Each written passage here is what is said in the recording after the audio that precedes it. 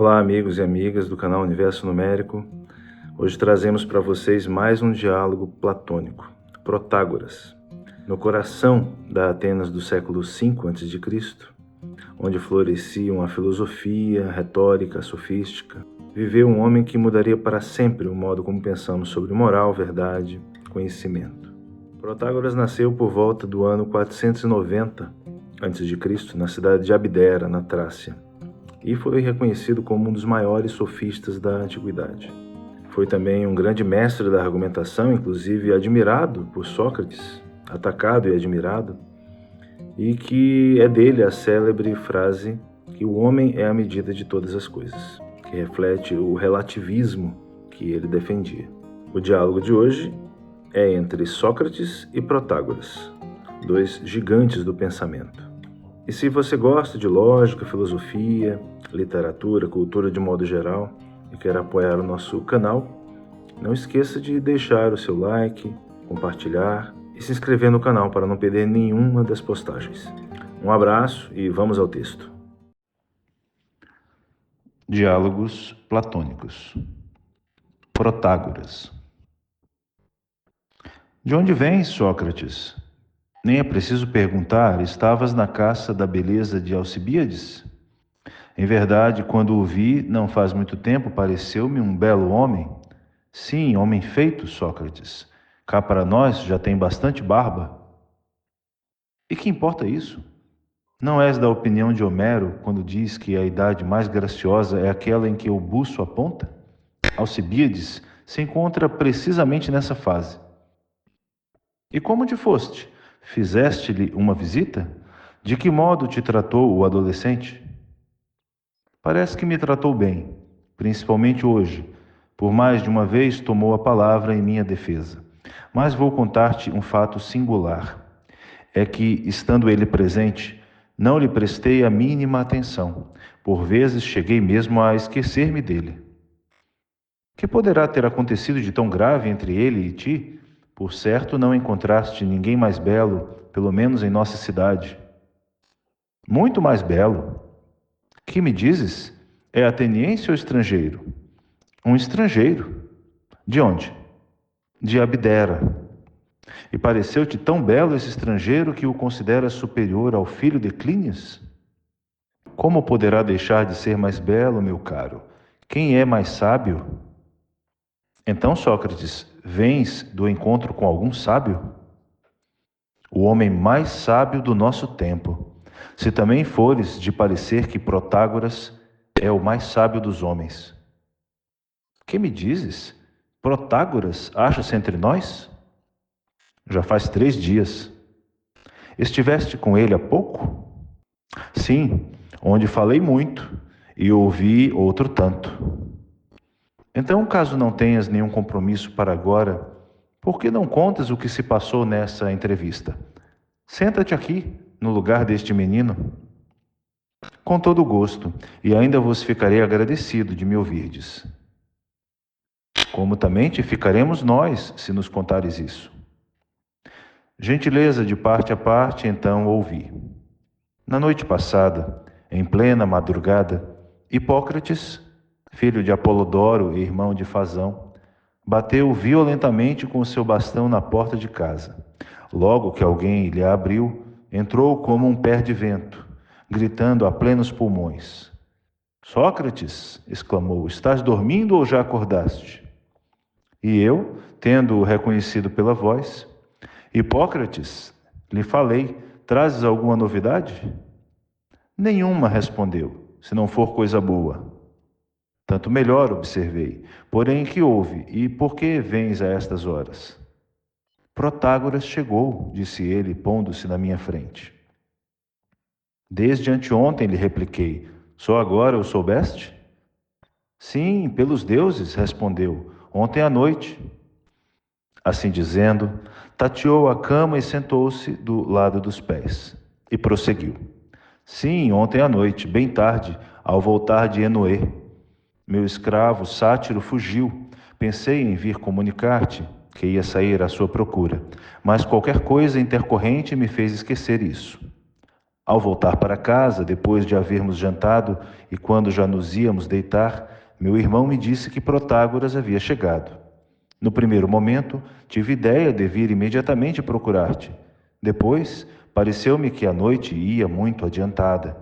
Porém, logo que o sono me refez da fadiga, levantei-me e pus-me a caminhar para cá. Por conhecer o seu natural decidido e arrebatado, perguntei-lhe: E que tens com isso? Protágoras te ofendeu em alguma coisa?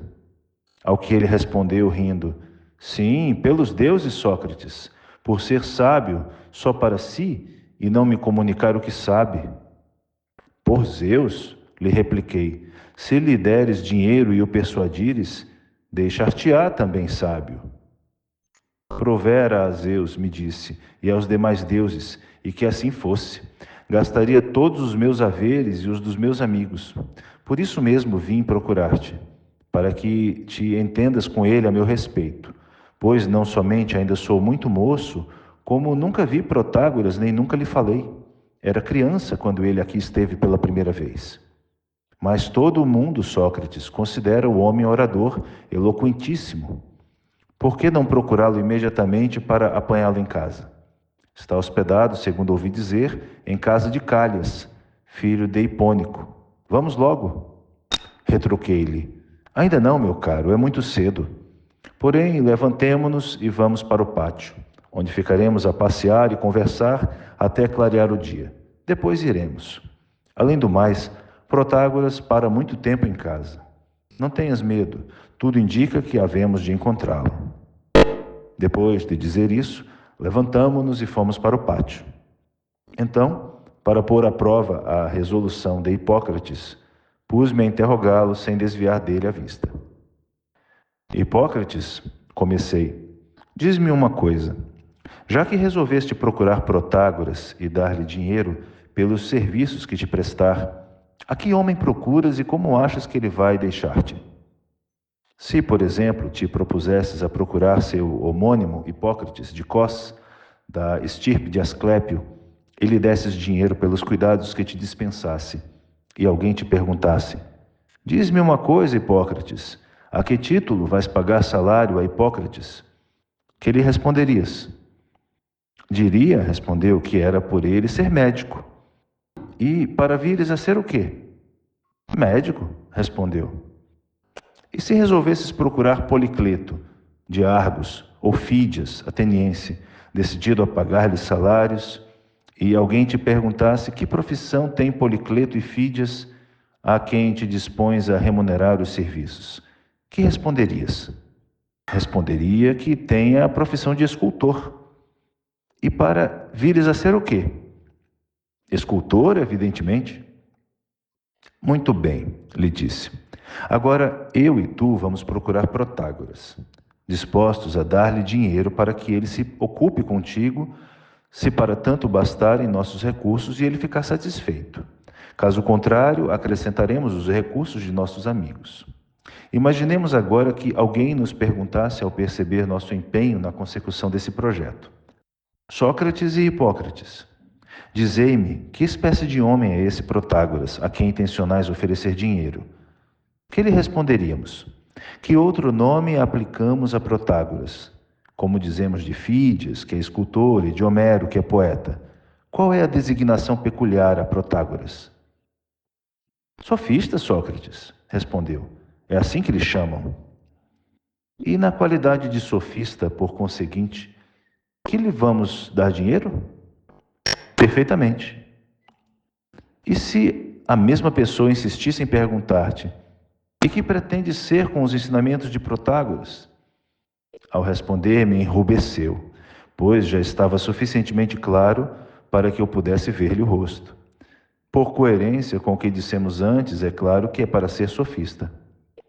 Pelos deuses, lhe disse, e não te envergonhas de te apresentares aos helenos na qualidade de sofista? Muito, Sócrates, por Zeus, se tiver de dizer o que penso. Mas talvez, Hipócrates, sejas de parecer que os teus estudos com Protágoras visem a outra finalidade, como se deu com os que fizeste com os professores de gramática, de cítara e de ginástica? Não tomaste lições com cada um deles por amor à técnica, com o fito de exercer determinada profissão, mas apenas para fins educativos, como convém a um jovem particular e livre. É assim mesmo que eu penso, Sócrates. Desse jeito é que vai ser meu estudo com Protágoras. Sabes o que estás na iminência de fazer? Lhe disse. Ou não o percebes? A respeito de quê?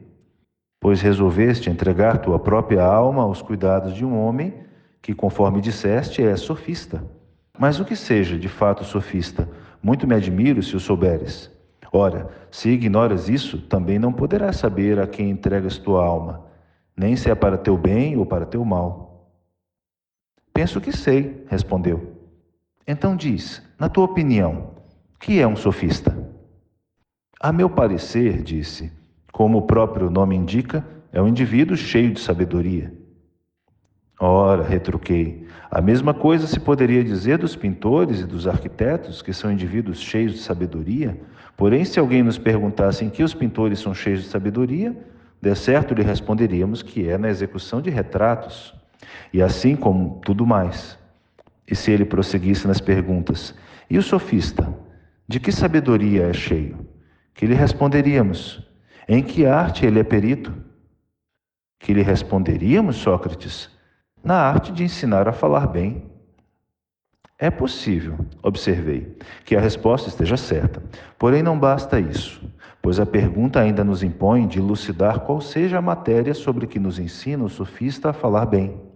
E assim que o citaredo ensina a falar bem a respeito da matéria de que ele entende, a arte de tocar cítara, não é verdade? Sim. Pois bem, e o sofista? A respeito de que ensina a falar bem? Evidentemente a respeito do que ele entende. Sem dúvida. Qual é então a matéria de que o sofista entende e que transmite a seus discípulos? Por Zeus, Sócrates, já não sei o que responda. Nessa altura interpelei-o. E então, sabes o perigo a que vais expor tua alma? Se tivesses de confiar teu corpo a alguém correndo o risco de deixá-lo mais forte ou de entregá-lo, havias de refletir mais de espaço antes de tomares qualquer resolução. Procurarias aconselhar-te com amigos e parentes e meditarias sobre o assunto dias seguidos.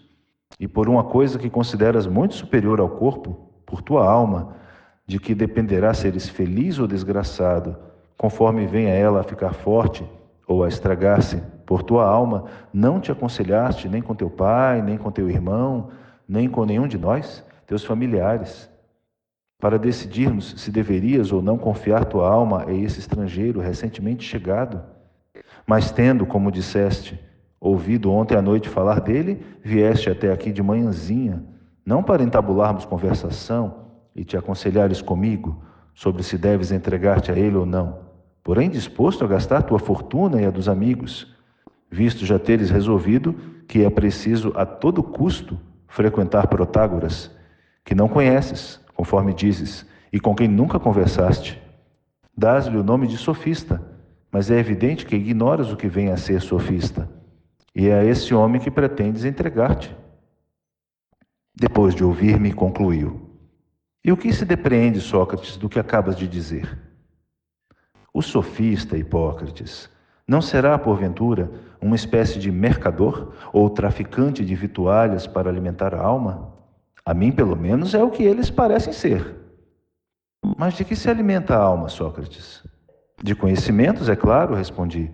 Por isso, amigo, precisamos precaver-nos, a fim de que o sofista não nos logre com os encórnios e a sua mercadoria, como se dá com os que mercadejam alimentos para o corpo, mercadores ou traficantes, ignorando estes se os gêneros com que traficam são benéficos ou nocivos para o corpo.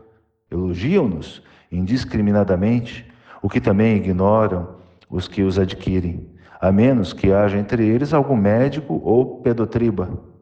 O mesmo acontece com os que percorrem as cidades oferecendo conhecimentos, os que os vendem e mercadejam, sem cessarem de enaltecê-los, para os que se mostram desejosos de adquiri-los.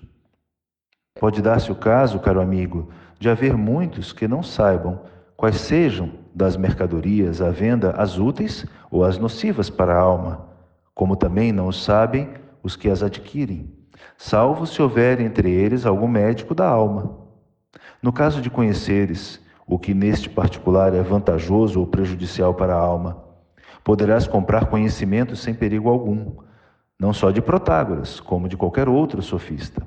Mas, se ignoras isso, acautela-te, meu caro, para não arriscares num simples lanço de dados o que tens de mais estimado, pois corremos muito maior perigo na compra de conhecimentos do que na de alimentos para o corpo. Os mantimentos e bebidas adquiridos em algum vendedor ou traficante podem ser transportados em qualquer vasilha e, antes de passarem para o corpo, com serem comidos e bebidos, remanesce sempre a possibilidade de poderem ser guardados em casa e de ser chamado algum conhecedor do assunto para opinar sobre quais devam ser ingeridos e quais não, a quantidade e o tempo certo, de forma que não há grande perigo nessa compra. Os conhecimentos, porém, não podem ser transportados em vasilha alguma. Uma vez pago o preço, forçoso é que, com as aulas, os recolhas na própria alma e que te retires ou grandemente prejudicado ou beneficiado. Aconselhemo-nos com pessoas mais velhas do que nós. Ainda somos muito moços para tomarmos quaisquer deliberações sobre assuntos de tamanha relevância. E agora, já que nos dispusemos a isso, vamos ouvir o homem, para conversarmos depois com outras pessoas sobre o que tivermos ouvido. Protágoras não está só. Encontra-se lá também Hípias, de Élide, e, se não estou enganado, Pródigo, de Quio. Havendo tomado essa resolução, pusemos-nos em marcha. Quando alcançamos o vestíbulo da casa, detivemo-nos para continuar a desenvolver um assunto que nos ocorrera em caminho. Para não interrompê-lo e só entrarmos depois de chegarmos ao fim da discussão, continuamos a conversar de pé no vestíbulo até chegarmos a uma conclusão. Penso que o porteiro, um eunuco, ouviu nossa conversa, sendo de presumir que tivesse tomado ojeriza às visitas da casa, em virtude da grande afluência de sofistas, pois mal havíamos batido, abriu a porta e, vendo-nos, gritou para o nosso lado. Ah, exclamou, mais sofistas! Ele está com todo o tempo tomado. Assim dizendo, fechou decidido com as duas mãos a porta no nosso rosto. Tornamos a bater, mas, sem abrir a porta, falou-nos do lado de dentro. Ó, senhores, não me ouvistes dizer que ele não tem tempo? Mas, meu caro, lhe respondi, não estamos à procura de calhas, nem somos sofistas. Tranquiliza-te, viemos procurar Protágoras, anuncia-nos. Por fim, sem parar de resmungar, o homem abriu a porta. Ao entrarmos, avistamos Protágoras a passear no pórtico.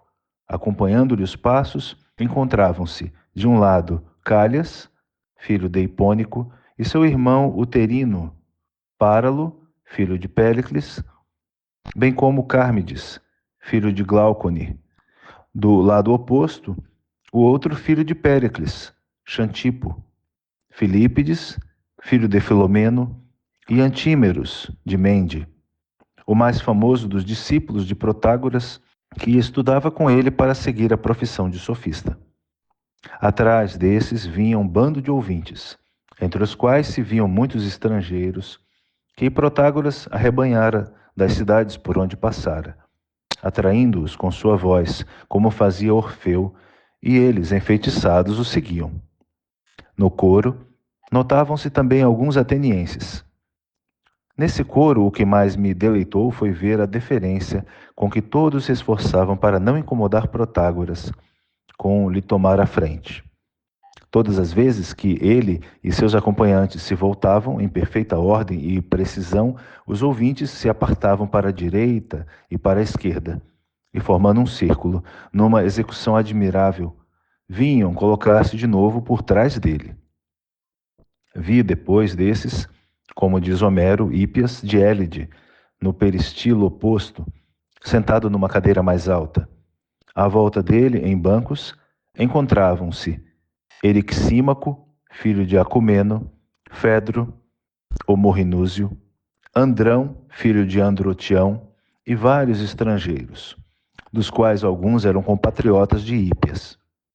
Parece que formulavam perguntas a Hípias sobre a natureza e os fenômenos astronômicos.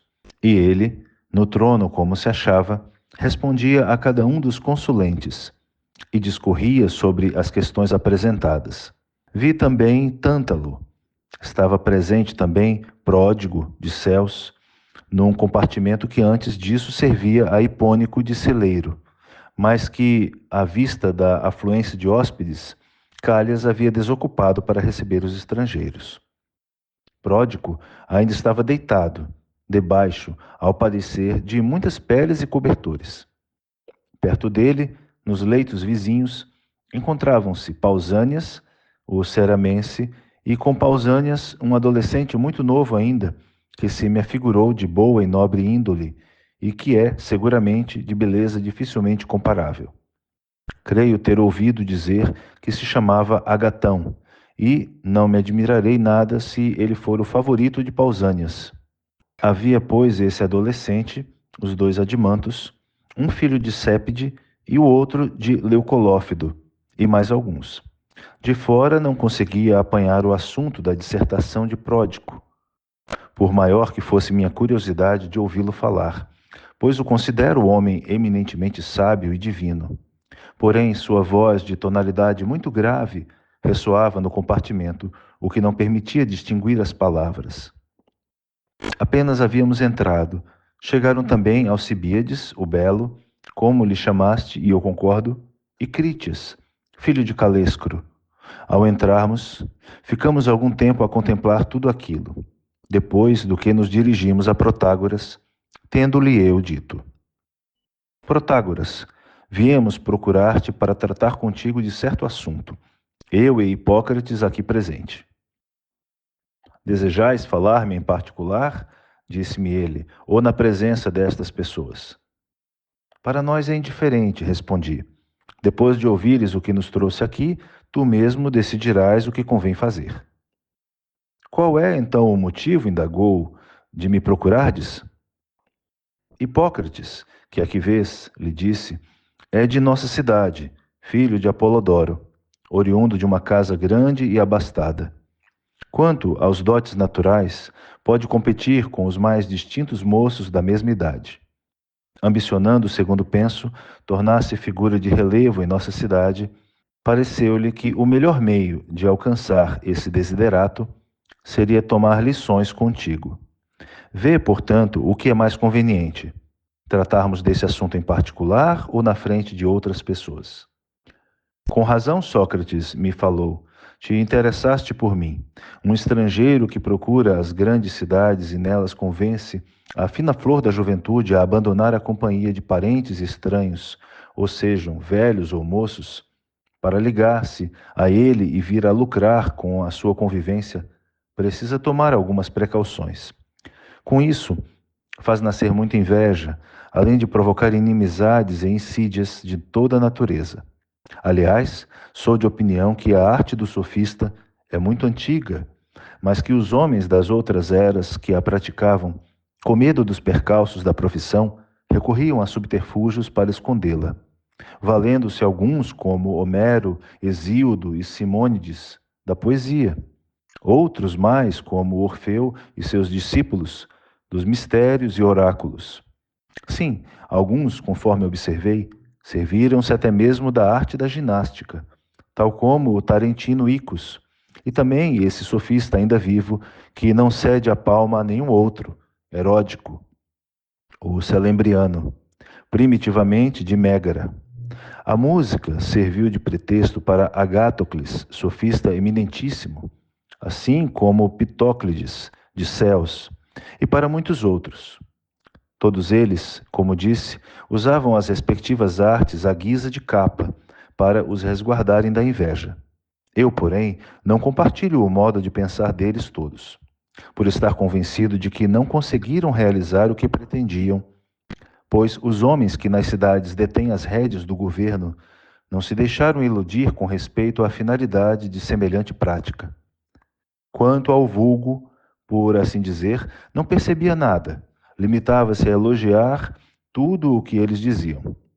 Pretender esconder-se sem o conseguir e ser surpreendido pelos homens, A simples tentativa já é rematada loucura, que só pode suscitar maior animosidade contra eles mesmos, pois, além de já serem vistos com maus olhos, fazem por merecer a pecha de velhacaria.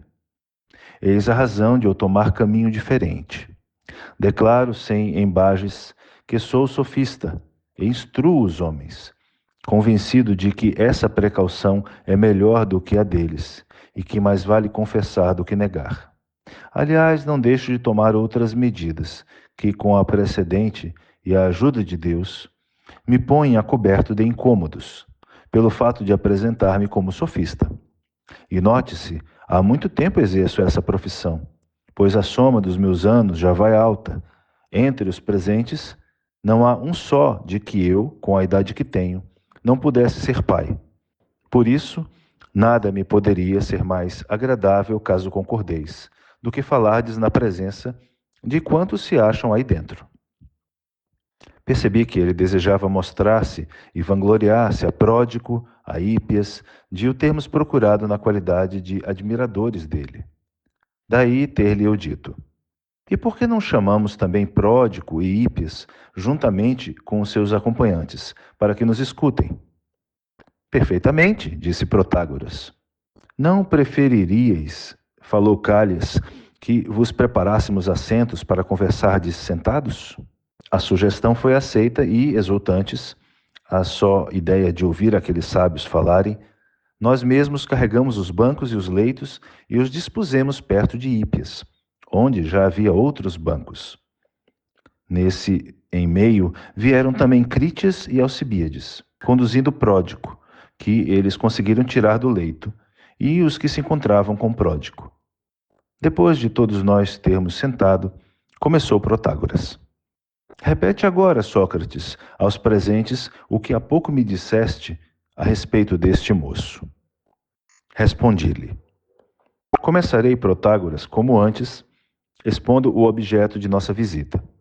Hipócrates, aqui presente, deseja muito tomar aulas contigo e diz que, de bom grado, ficaria sabendo as vantagens que lhe adviriam de sua companhia. Cifra-se nisso nosso discurso. Tomando a palavra, falou Protágoras.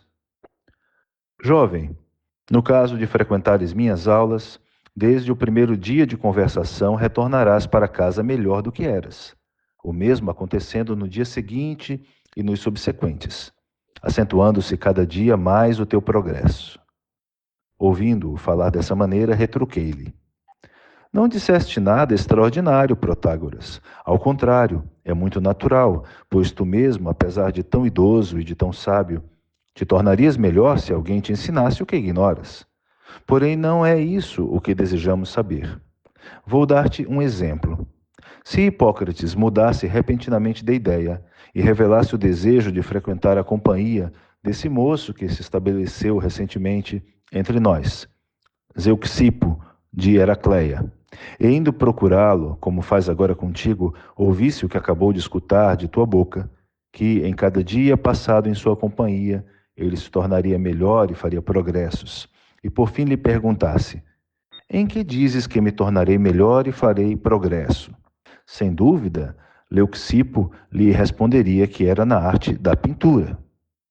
E no caso de procurar Ortágoras, o tebano, e dele ouvisse o mesmo que lhe disseste, e depois lhe perguntasse em que ele ficaria cada dia melhor em sua companhia, Ortágoras lhe responderia que era na arte de tocar flauta. O mesmo deves responder a esse jovem e a mim, que te falo em seu nome. Hipócrates, aqui presente, desde o primeiro dia de sua convivência com Protágoras, voltará melhor para casa e, em cada dia que passar, fará maior progresso em que, Protágoras? E a respeito de quê? Depois de eu ter falado, me respondeu Protágoras: sabes formular questões, Sócrates, e eu sinto especial prazer em responder aos que bem perguntam. Na minha companhia, Hipócrates não terá de suportar as maçadas a que ficaria sujeito se viesse a frequentar outro sofista. Os demais sofistas abusam dos moços. Quando estes já se julgam livres do estudo das artes, a seu mau grado, os sofistas os reconduzem para elas, ensinando-lhes cálculo, astronomia, geometria e música. Assim falando, lançou um olhar para Hípias. Vindo ele, porém, estudar comigo, não se ocupará senão com o que se propusera a estudar, quando resolveu procurar-me. Essa disciplina é a prudência nas suas relações familiares, que o porá em condições de administrar do melhor modo sua própria casa e, nos negócios da cidade, o deixará mais do que apto para dirigi-los e para discorrer sobre eles. Será que apanhei bem o sentido do que disseste? Perguntei. Quero crer que te referes à arte da política e que prometes formar bons cidadãos? Nisso mesmo, Sócrates, respondeu. É que a minha profissão consiste. Possuís uma nobre arte, sem dúvida, obtemperei. Se é que a possuís. Só direi o que penso. Sou de parecer, Protágoras, que isso não pode ser ensinado. Visto, porém, que o afirmas, não sei como deixar de acreditar-te. Porém, será de elementar justiça dizer-te que essa arte não pode ser ensinada por ninguém, nem transmitida de uma pessoa para outra. Nisto estou de acordo com os demais helenos, em considerar sábios os atenienses. No entanto, verifico que quando nos reunimos em assembleias, por precisar a cidade deliberar sobre assunto de construção, mandam chamar arquitetos para opinarem a respeito do edifício a ser levantado. Se se trata de construção de navios, recorrem a carpinteiros náuticos, e assim, com tudo o mais que eles julgam poder ser ensinado ou aprendido. Porém, se qualquer outra pessoa que eles não consideram profissional se abalançar a dar conselhos, por mais belo que seja, ou rico, ou de boa família, não somente não lhe dão ouvidos, como se riem dele e o pateiam, até que, atemorizado com a assoada, desistem de falar ou que os arqueiros o retirem do recinto, por mandado dos prítanes. É assim que eles se comportam, sempre que se trata de questões técnicas. Quando, porém, a deliberação diz respeito à administração da cidade, qualquer indivíduo pode levantar-se para emitir opinião, quer seja carpinteiro, quer seja ferreiro, sapateiro, mercador ou marinheiro, rico ou pobre, nobre ou vil, indiferentemente, sem que ninguém apresente objeção, como nos casos anteriores, por pretenderem dar conselhos sem haverem estudado em parte alguma essa matéria, nem poderem declarar os professores com quem a tivessem aprendido, prova evidente de que não consideram que a política possa ser ensinada. E não é somente nas reuniões públicas que eles procedem desse modo. Na vida privada também. Nossos melhores e mais sábios cidadãos são incapazes de transmitir a alguém a virtude que lhes é própria. Péricles, por exemplo, pai destes dois moços, deu-lhes ótimos professores de tudo o que pôde ser ensinado. Mas na matéria em que ele mesmo é sábio, não só não lhe dá lições, como não os confiou a nenhum professor para esse fim, deixando-os soltos, como animais sagrados, para pastarem livremente e ver se, por acaso, em impulso próprio, venham a deparar com a virtude. Se quiseres mais, temos o exemplo de Clínias, o irmão mais moço de Alcibíades, aqui presente, de quem o próprio Péricles é tutor. Receando este que viesse Clínias a estragar-se com a convivência de Alcibíades, afastou-o dele e o entregou a Arífrone, para que este o educasse. Porém, não eram decorridos 6 meses e Arífrone lhe devolveu, por não saber o que fazer com ele. Poderia citar-te ainda muitos nomes de cidadãos prestimosos que não deixaram ninguém melhor, nem entre os seus familiares, nem entre os estranhos. À vista de tais exemplos, Protágoras, é que eu considero que a virtude não pode ser ensinada. Mas depois que te ouvi afirmar o contrário, sinto-me vacilante em minhas convicções, por estar certo de que tua grande experiência é que te leva a essa conclusão, não só pelo muito que aprendeste com outros, como pelo que descobriste por si mesmo. Assim, caso te disponhas a demonstrar-nos que a virtude pode ser ensinada, não guarde só para ti esse conhecimento. Revela-no-lo. É o que vou fazer, Sócrates, respondeu de muito bom grado. Mas que preferis? Falar-vos eu como um velho que se dirige a jovens e contar-vos uma história ou expor o assunto sob forma de dissertação. Quase todos os presentes foram de opinião que ele o fizesse como bem entendesse. Penso, disse ele, que será mais interessante desenvolver-nos um mito. Houve um tempo em que só havia deuses, sem que ainda existissem criaturas mortais. Quando chegou o momento determinado pelo destino para que essas fossem criadas, os deuses as plasmaram nas entranhas da terra, utilizando-se de uma mistura de ferro e de fogo, acrescida dos elementos que ao fogo e à terra se associam. Ao chegar o tempo certo de tirá-los para a luz, incumbiram Prometeu e Epimeteu de provê-los do necessário e de conferir-lhes as qualidades adequadas a cada um. Epimeteu, porém, pediu a Prometeu que deixasse a seu cargo a distribuição. Depois de concluída, disse ele, farás a revisão final. Tendo alcançado o seu assentimento, passou a executar o plano. Nessa tarefa, a alguns ele atribuiu força sem velocidade, dotando de velocidade os mais fracos. A outros deu armas, para os que deixara com natureza desarmada, imaginou diferentes meios de preservação.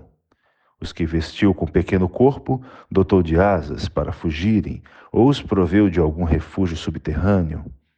Os corpulentos encontravam salvação nas próprias dimensões.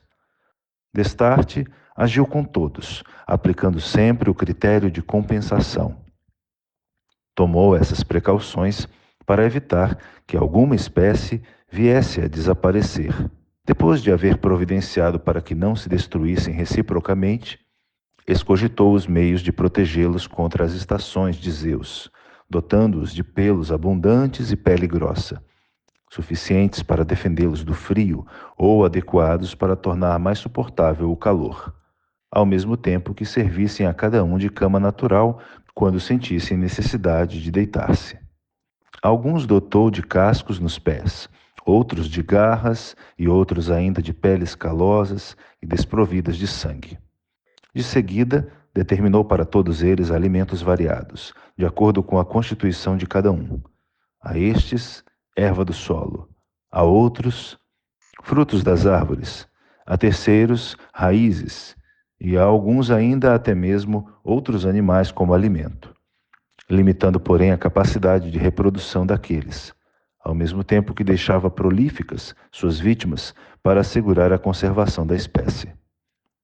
Como, porém, Epimeteu carecia de reflexão, despendeu, sem o perceber, todas as qualidades de que dispunha, e tendo ficado sem ser beneficiada a geração dos homens, viu-se, por fim, sem saber o que fazer com ela. Encontrando-se nessa perplexidade, chegou Prometeu para inspecionar a divisão e verificou que os animais se achavam regularmente providos de tudo. Somente o homem se encontrava nu, sem calçados, sem coberturas, sem armas, e isso quando estava iminente o dia determinado para que o homem fosse levado da terra para a luz. Não sabendo Prometeu que meio escogitasse para assegurar ao homem a salvação, roubou de Hefesto e de Atena a sabedoria das artes, juntamente com o fogo, pois, sem o fogo, além de inúteis as artes, seria impossível o seu aprendizado, e os deu ao homem. Assim foi dotado o homem com o conhecimento necessário para a vida, mas ficou sem possuir a sabedoria política. Esta se encontrava com Zeus, e a Prometeu não era permitido penetrar na Acrópole, a morada de Zeus, além de serem por demais terríveis as sentinelas de Zeus. Assim, a ocultas, penetrou no compartimento comum em que Atena e Hefesto amavam exercitar suas artes, e roubou de Hefesto a arte de trabalhar com o fogo, e de Atena a que lhe é própria, e as deu aos homens. Desse modo, alcançou o homem condições favoráveis para viver.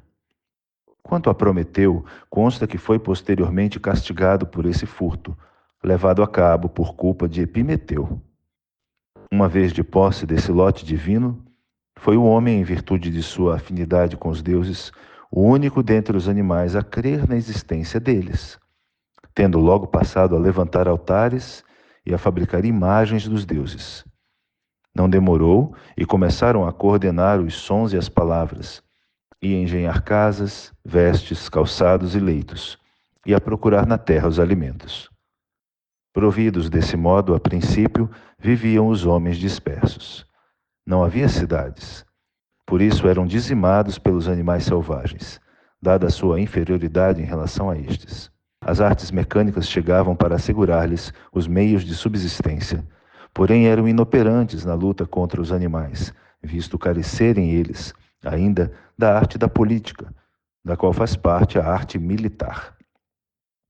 À vista disso, experimentaram reunir-se, fundando cidades, para poderem sobreviver. Mas quando se juntavam, justamente por carecerem da arte política, causavam-se danos recíprocos, com o que voltavam a dispersar-se e a serem destruídos como antes. Preocupados Zeus com o futuro de nossa geração, não viesse ela a desaparecer de todo, mandou que Hermes levasse aos homens o pudor e a justiça, como princípio ordenador das cidades e laço de aproximação entre os homens. Hermes, então, perguntou a Zeus de que modo deveria dar aos homens pudor e justiça. Distribuí-los-ei como foram distribuídas as artes? Estas foram distribuídas da seguinte maneira: um só homem com o conhecimento da medicina basta para muitos que a ignoram, verificando-se a mesma coisa com todas as outras artes. Devo proceder desse modo com o pudor e a justiça, ou reparti-los entre todos os homens igualmente?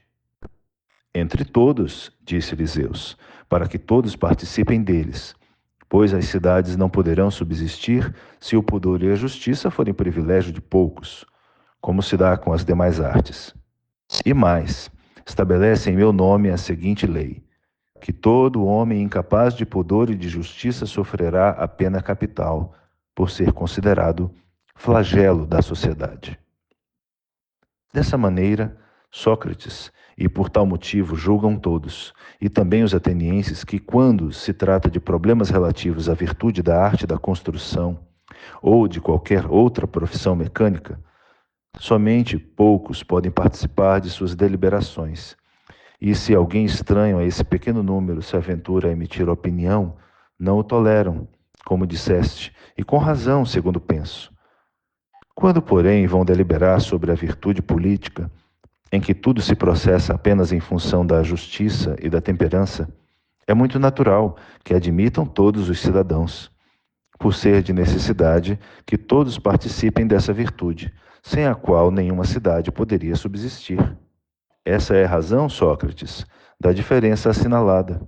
E para que não penses que foste ludibriado por mim, quando disse que, de fato, todo o mundo está convencido de que os homens, sem exceção, participam da justiça e das demais virtudes políticas, ofereço-te a seguinte prova. Em outros casos, como disseste, se alguém se apresenta como ótimo tocador de flauta ou conhecedor de qualquer outra arte, sem que o seja, ou se riem dele, ou se mostram revoltados, enquanto os seus familiares o chamam à ordem por estar ele fora do juízo. Mas, no que respeita à justiça e às demais virtudes políticas, embora todos estejam cientes de que alguém cometeu alguma falta, no caso de querer essa pessoa depor em público contra si própria, a simples confissão da verdade, que nos outros casos seria considerada prova de sensatez, passa agora a ser indício de rematada loucura, por julgarem que todo o mundo tem a obrigação de, pelo menos, declarar-se justo, quer o seja, quer não, sendo considerado prova de loucura não procurar passar por justo. Porque, de um jeito ou de outro, é preciso que todos participem dessa virtude, sob pena de ser excluído do convívio dos homens. Penso haver demonstrado que eles têm razão em aceitar a opinião de qualquer pessoa a respeito dessa virtude, por acreditarem que todos dela participam. Agora que, apesar disso, não a consideram um dom natural ou efeito do acaso, porém algo que pode ser adquirido pelo estudo e aplicação, por quantos chegam a alcançá-lo. É o que procurei demonstrar. Com efeito, ninguém se zanga com quem apresenta algum defeito natural ou acidental, nem repreende, castiga ou procura corrigir o portador desse defeito, para que deixe de ser o que é, mas apenas se acomiseram dele. Com relação aos feios, aos de pequena estatura e aos valetudinários, quem seria tão insensato para proceder dessa maneira? E que todos sabem, quero crer, que em tais coisas, tanto com relação às boas qualidades como aos seus contrários, só influi nos homens a natureza ou o acaso.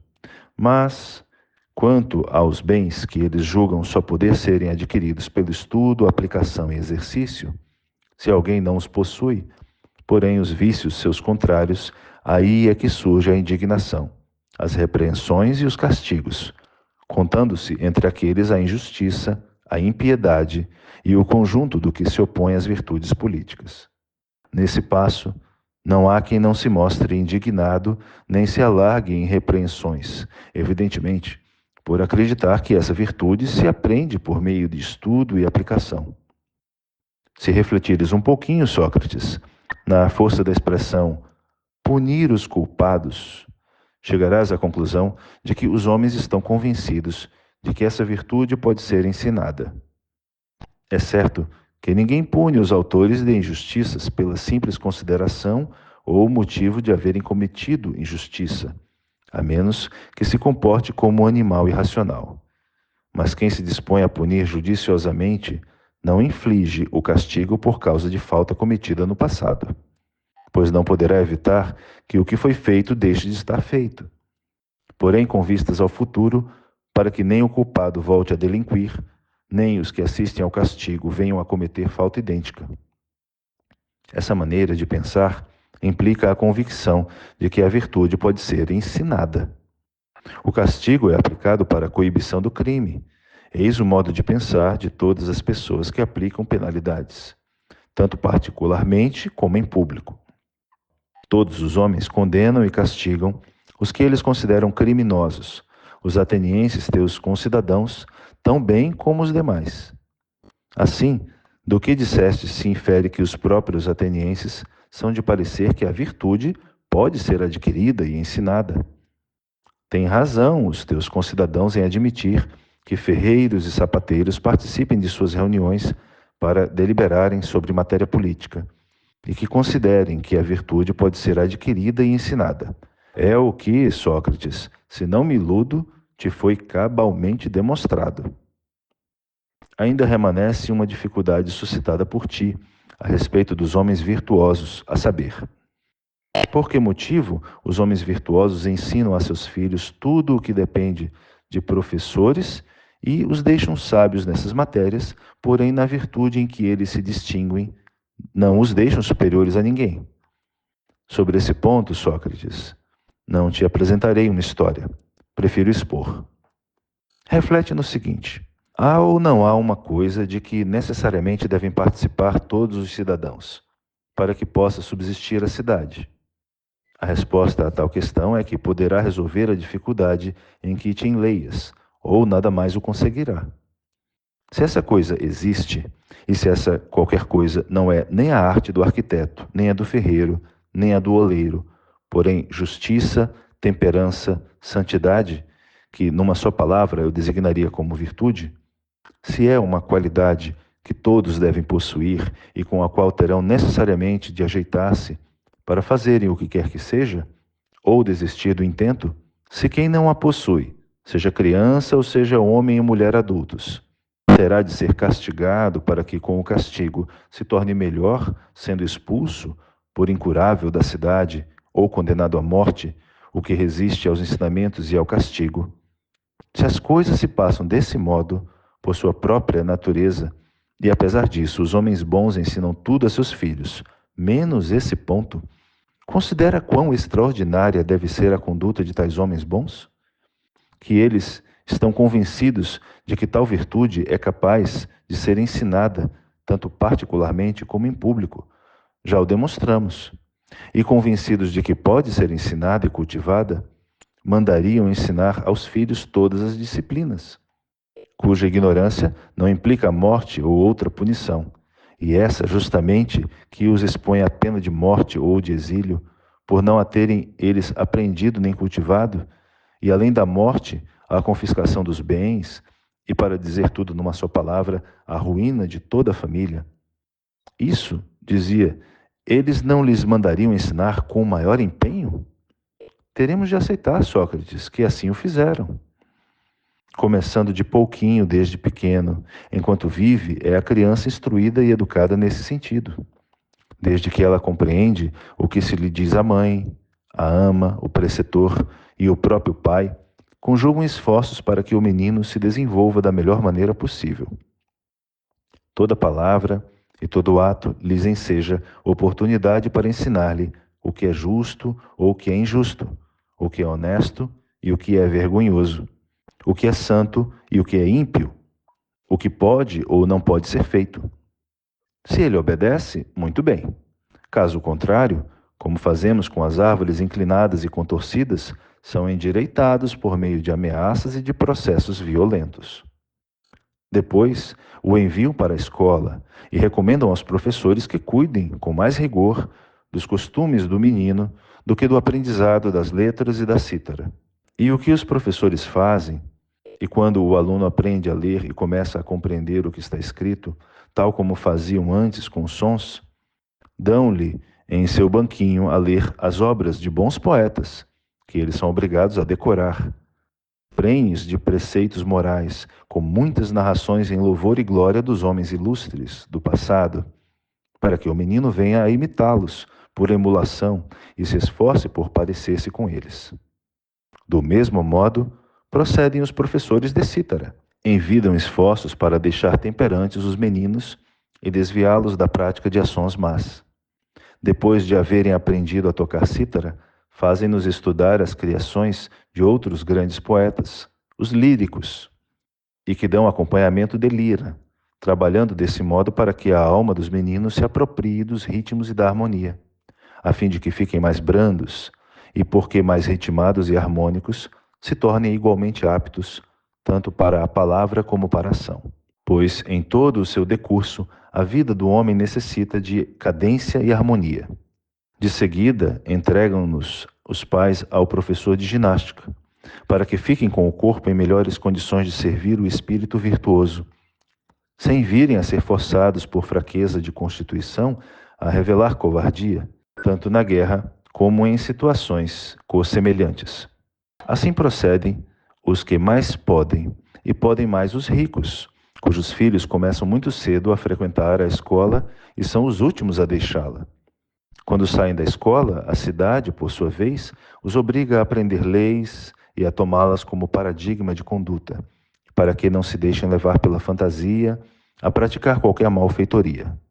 Da mesma forma que procede o professor primário com os alunos que ainda não sabem escrever, traçando com seu estilete as letras e depois pondo-lhes nas mãos a tábula e os obriga a escrever de acordo com o modelo apresentado.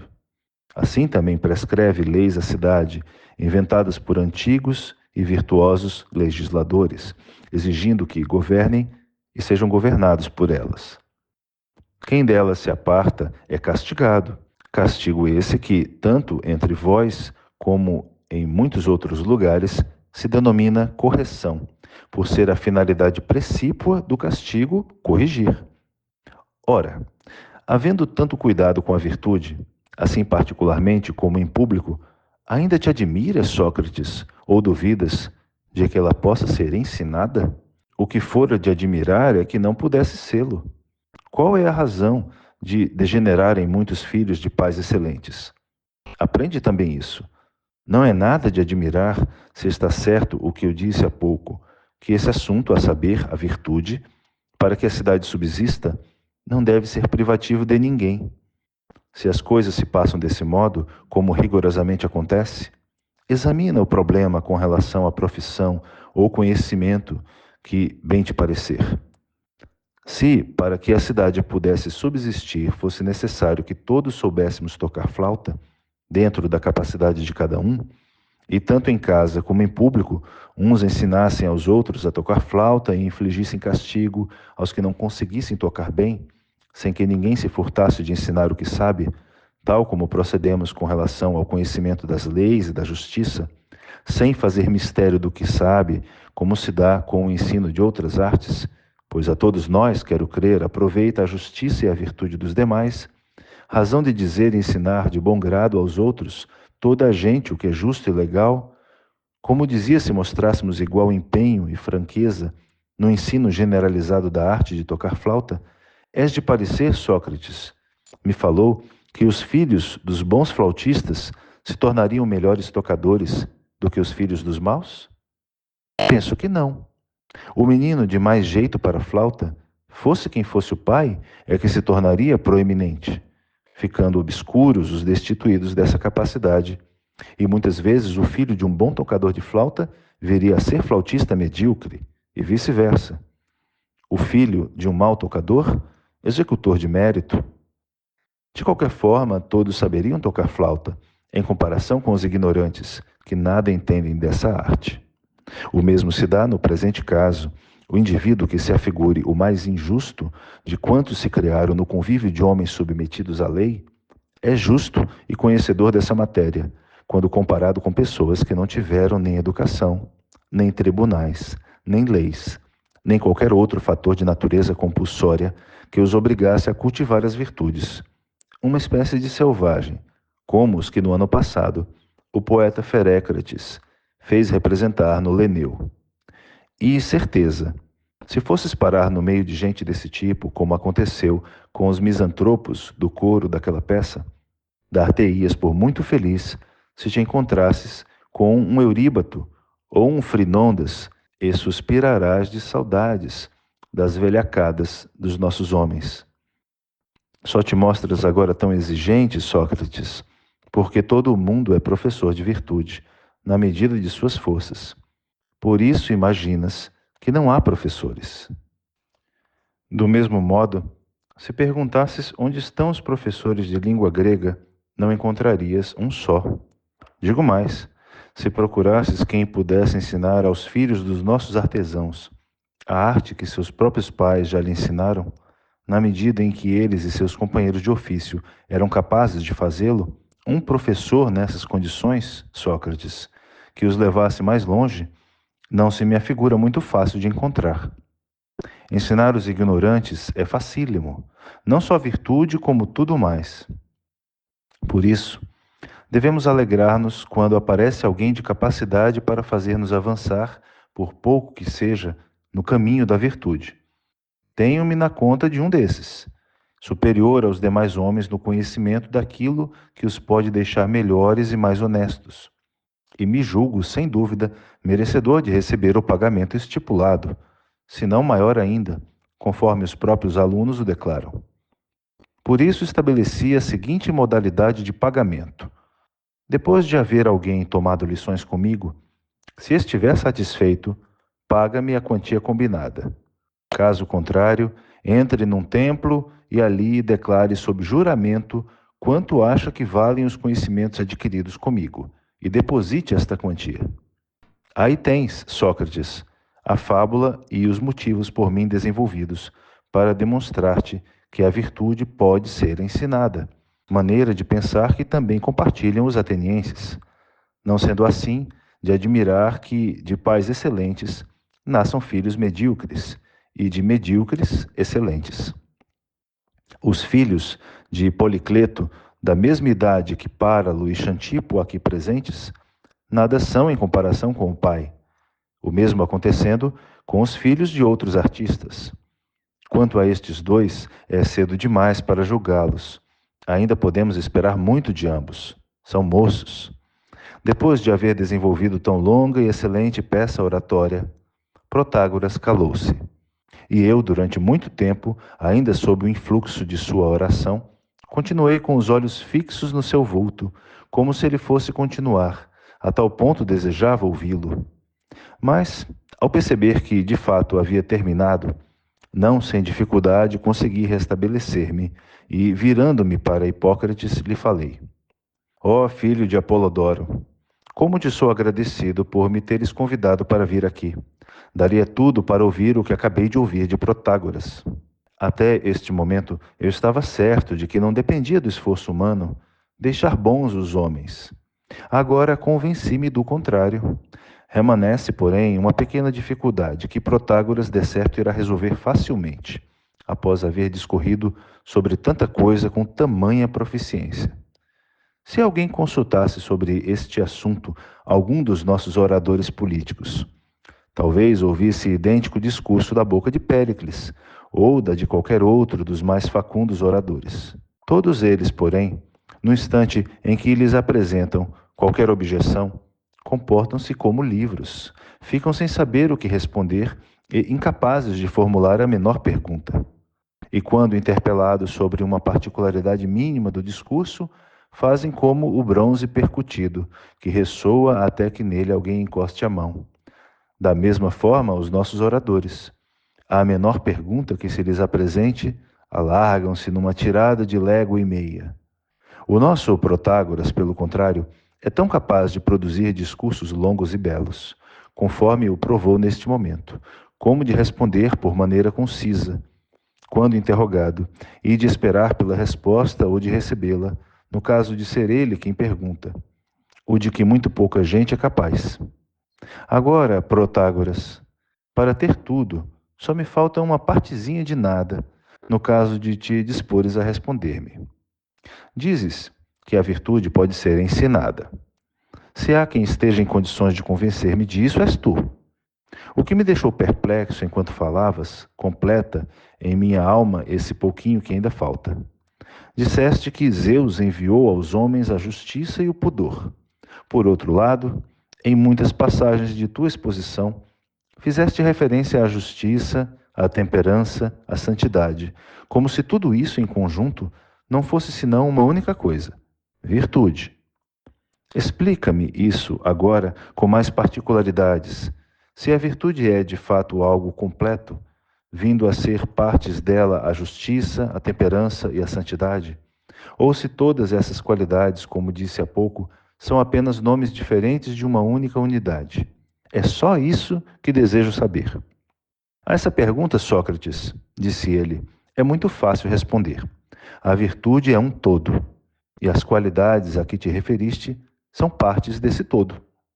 Da mesma forma, perguntei em que as partes do rosto são partes.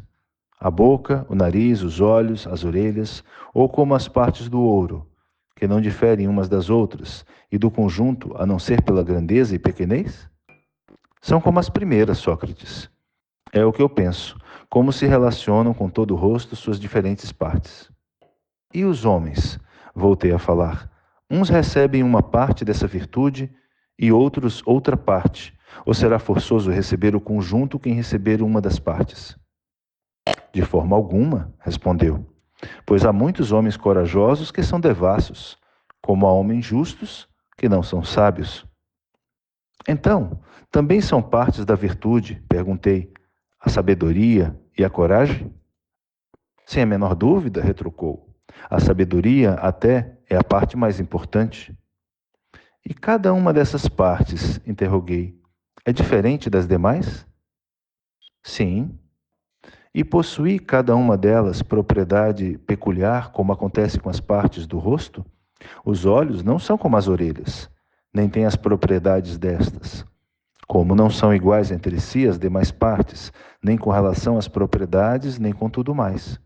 Acontecerá o mesmo com as diferentes partes da virtude, não se assemelhando umas com as outras, nem em si mesmas, nem quanto às suas propriedades? Evidentemente deve ser assim, é o que se conclui do exemplo apresentado. Isso mesmo, Sócrates, é o que se dá. Ao que lhe observei. Sendo assim, nenhuma das outras partes da virtude é como o conhecimento, ou como a justiça, ou como a coragem, ou como a temperança, ou como a santidade? Não, disse ele. Ora bem, lhe respondi, examinemos juntos o que vem a ser cada uma dessas partes em separado. Comecemos pelo seguinte: a justiça é alguma coisa ou não é nada? A mim, pelo menos, parece-me que é alguma coisa. E a ti? A mim também, Sócrates, respondeu. E então, se alguém me perguntasse, e a ti, Protágoras e Sócrates, dizei-me se essa coisa a que há pouco vos referistes, a justiça, É justa ou injusta? Eu, de minha parte, responderia que é justa. E tu, qual seria o teu voto? Igual ao meu ou diferente? Igual, ele disse. A justiça, prossegui, é a mesma coisa que ser justo. É o que eu responderia a quem me interpelasse daquela forma. Não dirias o mesmo? Diria, respondeu. E se em seguida nos perguntasse essa pessoa, não dizeis que há também santidade? Responderíamos afirmativamente, quero crer. É certo, respondeu. E afirmais que essa santidade é alguma coisa? Daríamos idêntica resposta, não é verdade? Respondeu também que sim. Sois, portanto, de opinião que a coisa, assim constituída, é o mesmo que ser ímpio ou que ser santo? Nessa altura, eu receberia mal a pergunta e lhe objetaria. Fala com mais senso, amigo.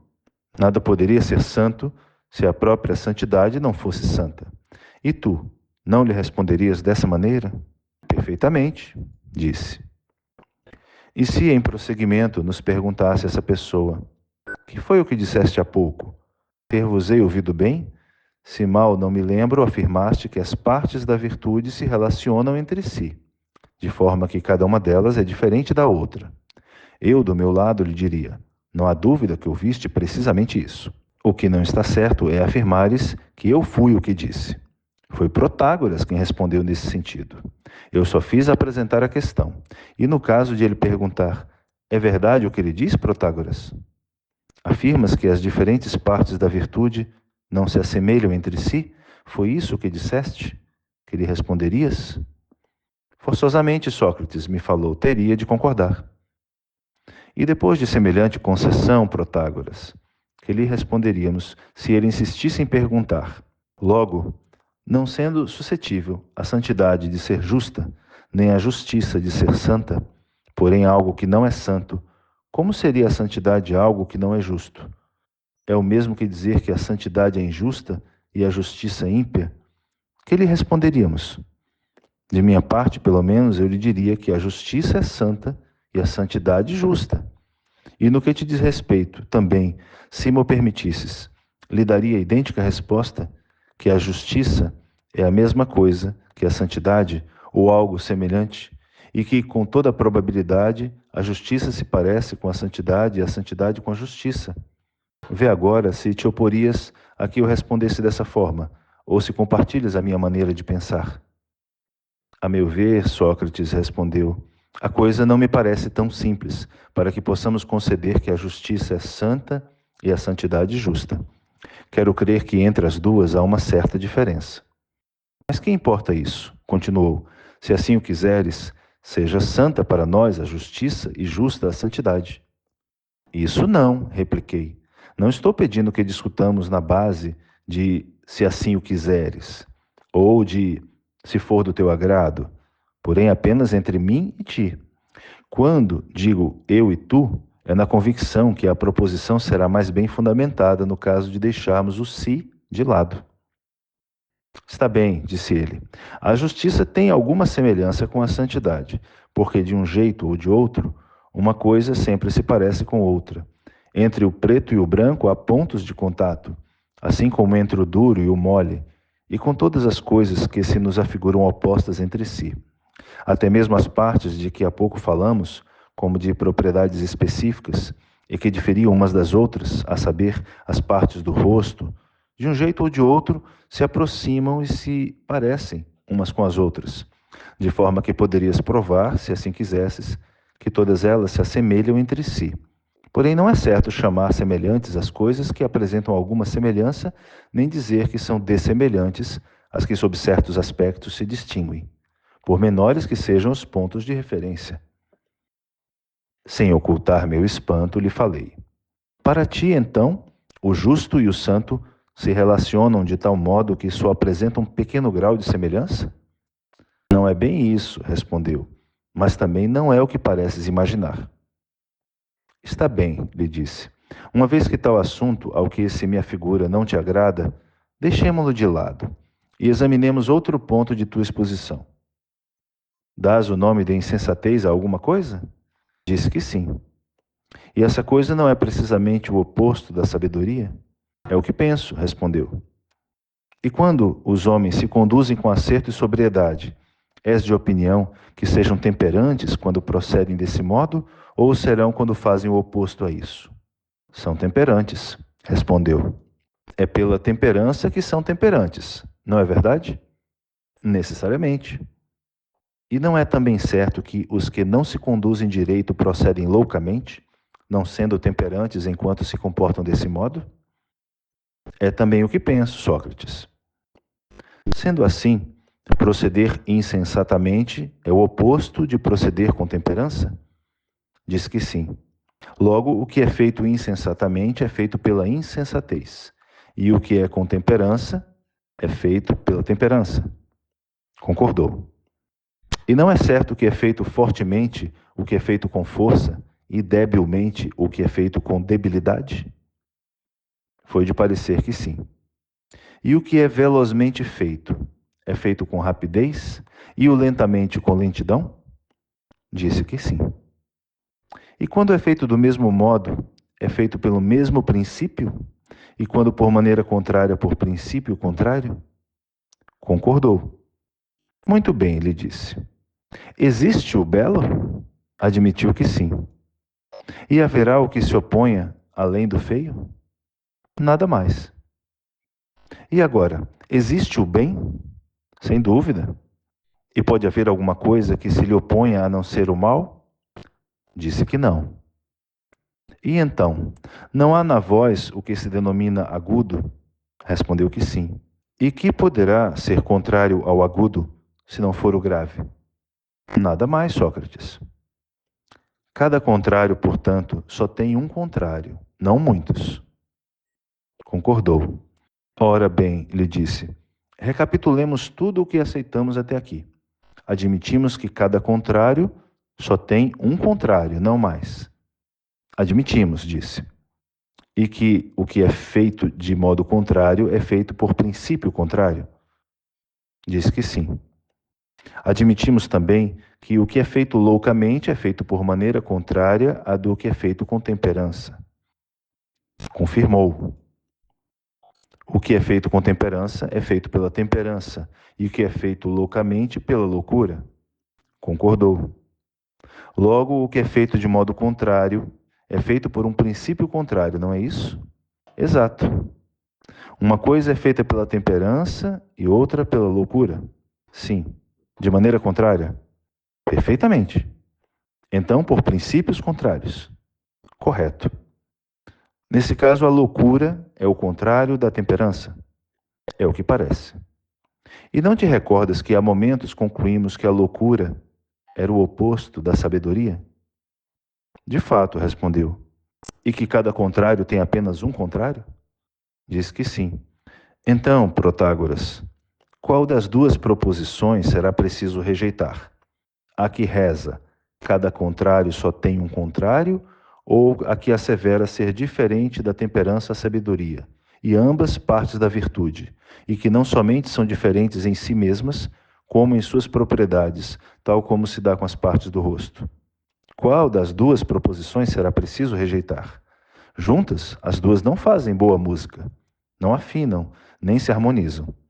E como poderiam harmonizar se é forçoso que cada contrário só tenha um contrário, não mais de um, enquanto a loucura, com ser uma só, se nos apresentou com dois contrários? Não é verdade, Protágoras? Lhe perguntei. Ou não é assim? Concordou, bastante contrafeito. Desse modo, viriam a ser a mesma coisa a sabedoria e a temperança? Há bocado, a justiça e a santidade se nos revelaram como quase idênticas. Vamos, Protágoras, lhe disse. Não desanimemos, prossigamos na análise até o fim. És de parecer que o indivíduo injusto é temperante ao cometer injustiça? Ficaria envergonhado, Sócrates, respondeu, em admitir semelhante proposição, embora muita gente diga que sim. E a quem então devo dirigir-me? A eles ou a ti? Se for do teu agrado, disse, contesta primeiro a opinião da maioria. Para mim é a mesma coisa, respondi. Uma vez que sejas tu quem respondes, quer penses desse modo, quer não penses. Meu objetivo é examinar a proposição, muito embora possa acontecer que tanto eu que pergunto, como tu que respondes, acabemos por ser examinados. A princípio, Protágoras quis fazer-se de rogado, alegando que a proposição era muito ingrata, porém acabou consentindo em responder. Então vamos, lhe disse, responde-me do começo. És de opinião que haja pessoas temperantes no ato de cometer alguma injustiça? Pode haver, respondeu. E ser temperante, segundo o teu modo de ver, não é pensar bem? Disse que sim. E pensar bem não é resolver-se pelo melhor ao cometer uma injustiça? Que seja, respondeu. E de que modo se resolvem pelo melhor? Quando são bem-sucedidos ou quando se saem mal ao cometerem alguma injustiça? Quando são bem-sucedidos, Sócrates. Admites que haja coisas boas? Admito. E as coisas boas, lhe perguntei, são as que são úteis aos homens? Realmente, por Zeus, me falou, muito embora haja coisas boas que não aproveitam aos homens, mas que eu considero boas. Quis parecer-me que Protágoras se esforçava por encobrir certa irritação, e que só muito a contragosto condescendia em responder. Vendo-o nesse estado, passei a expressar-me com mais cautela. A que te referes, Protágoras? Lhe perguntei. A coisas que não são úteis a ninguém ou a coisas que não têm de fato nenhuma utilidade? E ainda, assim, dás o nome de boas a tais coisas? De forma alguma, respondeu. Porém, conheço muitas coisas que nada aproveitam aos homens, tais como alimentos, bebidas, remédios e um sem número mais. Outras que lhes são proveitosas e outras ainda que nem os danam, nem lhes aproveitam, porém que são de vantagem para os cavalos. Algumas só servem para os bois, não para os cães, outras não servem para os animais, só para as plantas. E com relação a estas, algumas beneficiam a raiz, mas prejudicam os ramos, como observamos com o estrume, que é de grande vantagem para todas as plantas quando colocado na raiz, porém prejudicial em extremo se com ele cobrimos os brotos e os ramos novos. O mesmo se dá com o azeite, nocivo em alto grau às plantas e muito prejudicial ao pelo de todos os animais, com exceção do homem, pois tanto é bom para revigorar o cabelo como para as demais partes do corpo. E tão variada e multiforme é a natureza do que é bom, que até mesmo no corpo do homem o azeite só é de vantagem quando aplicado externamente, sendo de ruins consequências no uso interno. Por isso mesmo proíbem sempre os médicos aos doentes o uso do óleo na comida, a não ser em muita pequena quantidade, o estritamente necessário para neutralizar a impressão desagradável que nos deixa o cheiro de certos alimentos ou bebidas. Ao terminar esse discurso, os presentes prorromperam numa salva de palmas, de aprovação à sua eloquência. Eu, porém, lhe disse: Protágoras, sou um sujeito de memória muito fraca. Se alguém me dirige um discurso longo, fico incapaz de acompanhar o assunto em debate. Como agora, se eu, porventura, fosse surdo e tu quisesses conversar comigo, terias de convir que era preciso falar mais alto do que com as outras pessoas. O mesmo se passa neste instante. Como vieste encontrar um indivíduo esquecido, apertam tanto tuas respostas e deixas mais curtas, caso queiras que te acompanhe. Como pretendes que deixe mais curtas minhas respostas? Me falou. Terei de encurtá-las mais do que for preciso? De forma alguma, respondi. Apenas o suficiente? Sem dúvida, respondi. E a critério de quem ficará decidir sobre o tamanho das respostas, ao meu ou ao teu? Ouvi dizer, lhe falei, que tanto és capaz de discorrer sobre qualquer assunto, com a amplitude que quiseres, sem que nunca venha a faltar-te o termo exato, como também com tão poucas palavras, que ninguém te poderia vencer em concisão, além de possuíres o dom de transmitir a outros esse talento. Por isso, se quiseres conversar comigo, escolhe a outra maneira de falar, a mais concisa. Sócrates observou: já travei luta de palavras com muita gente. Mas se tivesse feito o que ora pedes para falar de acordo com as exigências dos meus contraditores, jamais me teria avantajado sobre ninguém, nem seria conhecido entre os helenos o nome de Protágoras. Percebi que ele não estava satisfeito com as respostas dadas até então e que, se pudesse, se esquivaria a responsabilidade de ter de dialogar. Por isso, compreendo que eu já não tinha justificativa nenhuma para prolongar nossa conversa. Falei-lhe desta forma: Eu também, Protágoras. Não quero ver nossa discussão conduzida por caminhos que não sejam do teu agrado. Mas quando te resolveres a conversar por maneira que eu possa acompanhar-te, estarei à tua disposição, visto seres capaz, conforme corre por aí a teu respeito e tu próprio o confirmas, de conduzir bem a discussão, tanto em períodos longos como com frases concisas. Por isso mesmo és sábio. Eu, quanto a mim, sou absolutamente inepto para discursos desse tamanho. Quem me dera não ser assim. A ti, que és capaz das duas coisas, é que competiria acomodar-te ao meu jeito, para que a conversação pudesse prosseguir. Como, porém, não queres assim, e eu tenho um compromisso que não me permite continuar a ouvir os teus discursos longos, preciso ir a outro lugar. Retiro-me, por mais que me fosse agradável ouvir-te discorrer sobre esse assunto. Assim dizendo, levantei-me para sair. Porém, ao fazer menção de retirar-me, Cálias, com a destra, me pegou numa das mãos, enquanto com a esquerda me segurou pelo manto e disse: Não permitiremos que saias, Sócrates. Se fores embora, nossa conversação já não será a mesma. Peço-te que fiques conosco. Nada me causa tanto prazer como ouvir-te conversar com Protágoras. Faze-nos esse obséquio. Respondi-lhe de pé, como me achava, para partir. Sempre me confessei, filho de Hipônico, grande admirador do teu amor à sabedoria, como presentemente o louvo e aplaudo. Por isso, de bom grado, acederia ao que me pedes, se em mim estivesse realizá-lo. Se, porventura, insistisses comigo para eu disputar corrida com Crisão de Hímera, quando este se encontrava no auge de sua capacidade, ou para acompanhar de lado os passos de qualquer dos nossos corredores de longo curso, ou dos mensageiros diários, eu te responderia que, muito mais do que tu, desejaria poder medir-me com esses corredores, mas que não me é possível. Se fizeres empenho de ver-me correr com Crisão, pede-lhe que acerte o passo comigo. Eu sou incapaz de correr com velocidade, enquanto ele pode deslocar-se devagar. Por isso, caso desejes ouvir-me conversar com Protágoras, precisarás pedir-lhe que me responda como fazia antes, com frases curtas, e que, no jeito em que eu lhe formular as perguntas, deve ele responder. A não ser assim, que espécie de diálogo será o nosso? Eu, de mim, sempre fui de opinião que conversar em particular e pronunciar um discurso são coisas muito diferentes. Mas hás de concordar, Sócrates, objetou que Protágoras tem razão em reclamar para si o direito de falar como bem entender, tal como se dá contigo.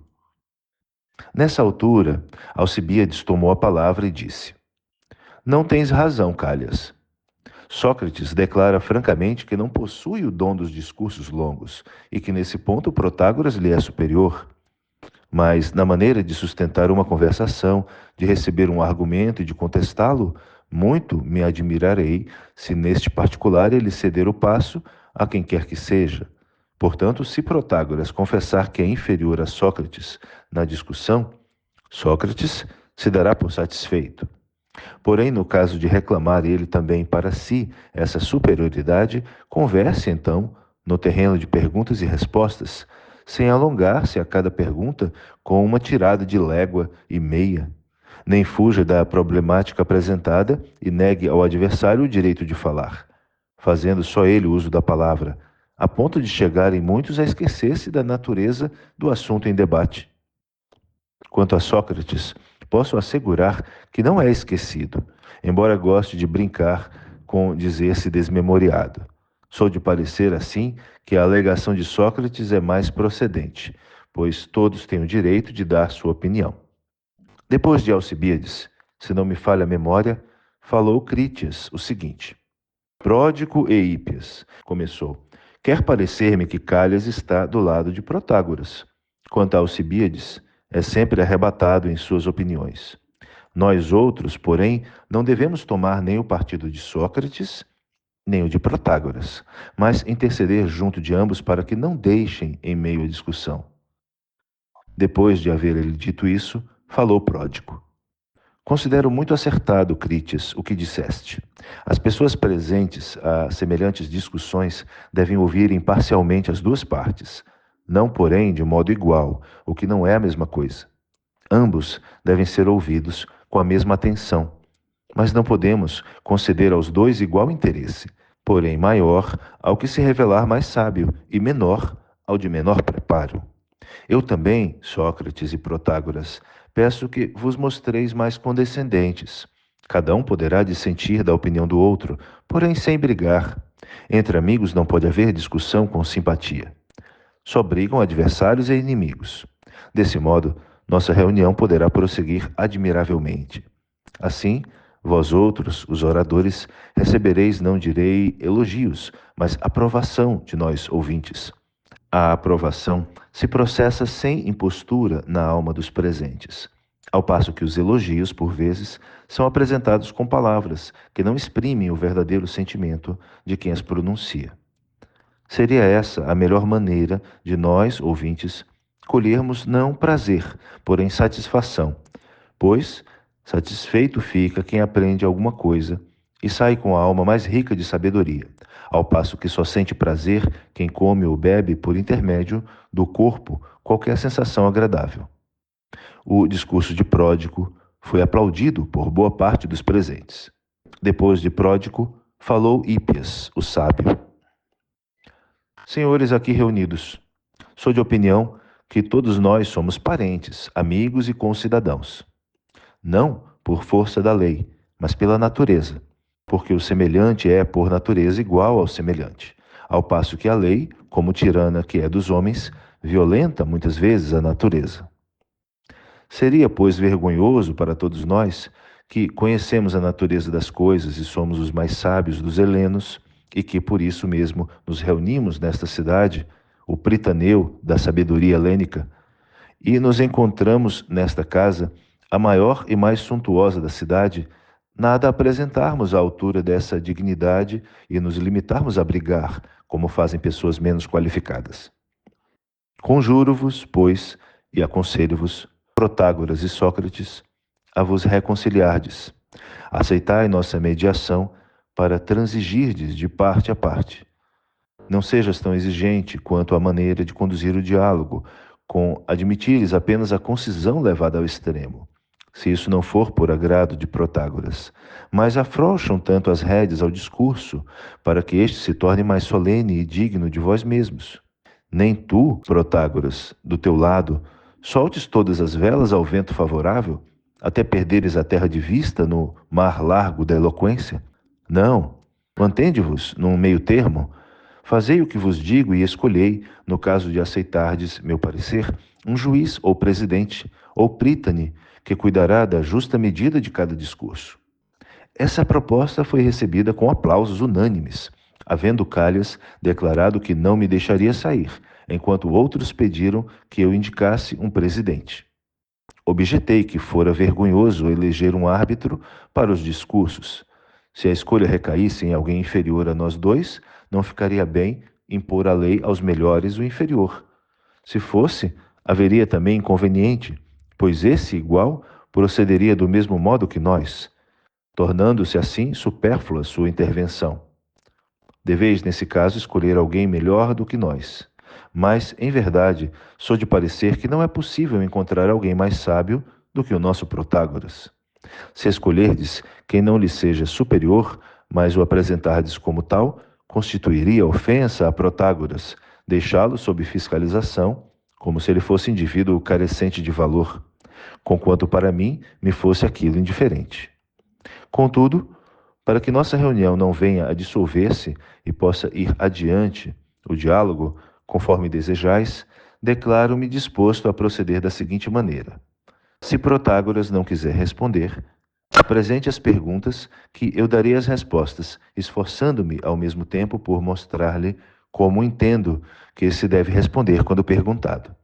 Depois de eu ter respondido a todas as perguntas que lhe aprouver apresentar, conceda-me também a oportunidade de fazer com ele a mesma coisa, e eu, juntamente convosco, insistiremos com ele, como fizeste comigo, para que não estrague a reunião. Para isso não há necessidade de árbitro, vós todos serei árbitros. A proposta obteve aprovação geral, e Protágoras, muito embora contrafeito, foi obrigado a prometer que me interrogaria, e que depois de haver apresentado um suficiente número de perguntas, passaria, por sua vez, a dar respostas curtas. Começou a interrogar-me da seguinte maneira: sou de parecer, Sócrates, que, para qualquer pessoa, um dos pontos fundamentais da educação é o conhecimento a fundo da poesia, a saber, a capacidade de discernir nas obras dos poetas o que foi dito com acerto e o que não foi, bem como a de explicá-las e de saber fundamentar, quando interrogado, suas conclusões. Passarei agora a apresentar-te uma pergunta que se relaciona com o tema que eu e tu há pouco analisamos, a virtude, com a única diferença de que o transportaremos para a poesia. Diz Algures Simônides e Escopa, filho de Creonte da Tessália, que, abre aspas, difícil é tornar-se alguém perfeito, em verdade, de mãos e pés e espírito quadrado, e de vícios extreme. Fecha aspas. Conheces a poesia ou precisarei recitá-la inteira? Não, não é preciso, lhe falei. Conheço-a perfeitamente. Por coincidência, estudei-a com bastante cuidado. Muito bem, Sócrates, respondeu. E como te parece tal poesia? Bonita e certa ou não? Muito bonita, respondi, e também certa. E continuarias a considerá-la bonita se o poeta viesse a contradizer-se? Deixaria de sê-lo, respondi. Examina-a com mais atenção, me disse. Mas, meu caro, já a examinei suficientemente. Então deve saber que, mais adiante, noutro trecho da mesma composição, diz o poeta, abre aspas, da sentença de Pítaco discordo, mas que seja de um sábio a afirmativa. Muito difícil é ser alguém perfeito. Fecha aspas. Percebeste que é o mesmo homem que diz agora isto e também o que citei há pouco? Percebi, lhe falei. E és de parecer que isto concorda com aquilo? Parece-me que sim, respondi. Mas no mesmo instante receei que a pergunta tivesse outro sentido. E tu, não achas que concordam? Como pode estar de acordo consigo mesmo quem formula as duas proposições? Primeiro, asseverando que é difícil tornar-se alguém homem perfeito de verdade.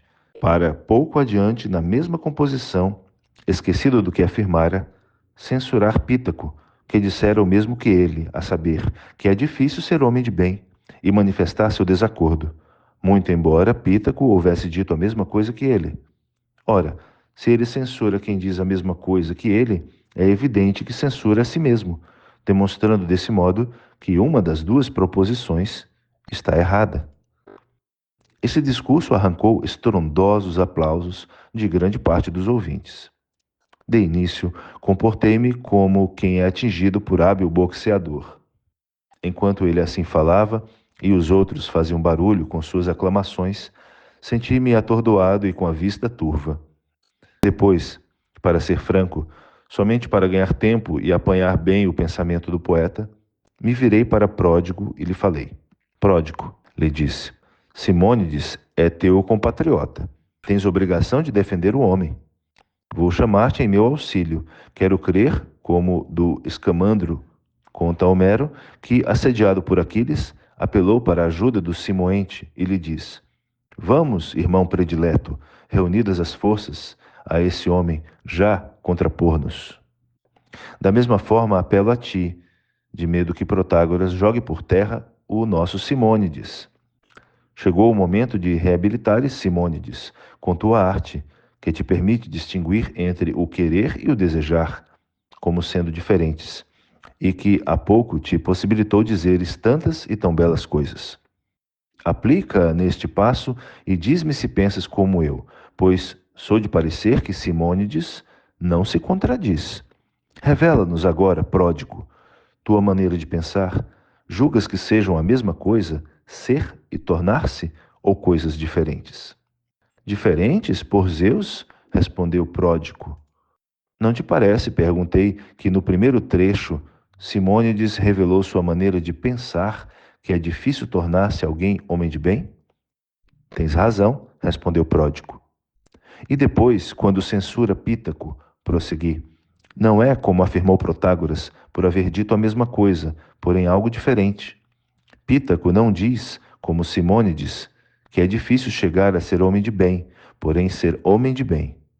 Ora, Protágoras, como diz o nosso pródigo, tornar-se e ser não é a mesma coisa. Se tornar-se não significa o mesmo que ser, Simônides não caiu em contradição consigo mesmo. De certo, o pródigo poderia dizer, como muitos outros, citando Hesíodo, que é difícil tornar-se homem de bem, pois diante da virtude os deuses colocam o suor. Porém, se alguém chega a atingir o cume, fácil é conservar o que foi difícil conseguir. Ouvindo essas palavras, Pródigo manifestou seu assentimento. Protágoras, porém, objetou: tua emenda, Sócrates, contém mais erros do que o texto primitivo. Nesse caso, Protágoras, lhe falei. Só fiz piorar a situação e me revelei médico risível. Pretendo curar. Contribui para agravar a doença. Foi isso mesmo, respondeu. Como assim? Perguntei.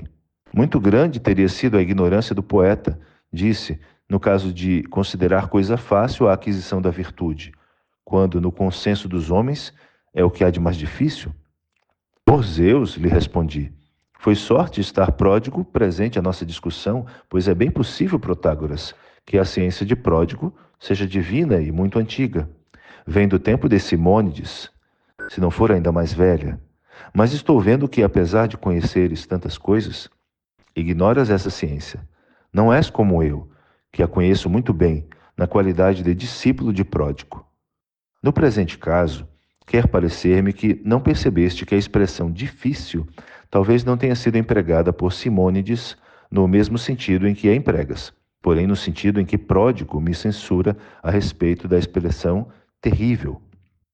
Sempre que, para elogiar-te ou outra qualquer pessoa, digo que Protágoras é um homem sábio e terrível. Pergunta-me se eu não me envergonho de dar o nome de terrível ao que é bom. O que é terrível, diz ele, é mal. Com efeito, ninguém diz terrível riqueza, porém terrível doença, ou terrível guerra, ou terrível pobreza, visto ser mal tudo o que é terrível. É possível que Simônides e os naturais de Céus designassem pela expressão difícil o que é ruim, ou algo cujo sentido te escapa. Perguntemos a Pródigo. Justifica-se que recorramos a ele para consultar sobre a linguagem de Simônides. Pródigo, que entende Simônides por difícil? Ruim, respondeu. Por isso, Pródigo, continuei, é que ele censura Pítaco, por afirmar que é difícil ser bom, como se houvesse ouvido dizer que era ruim ser virtuoso.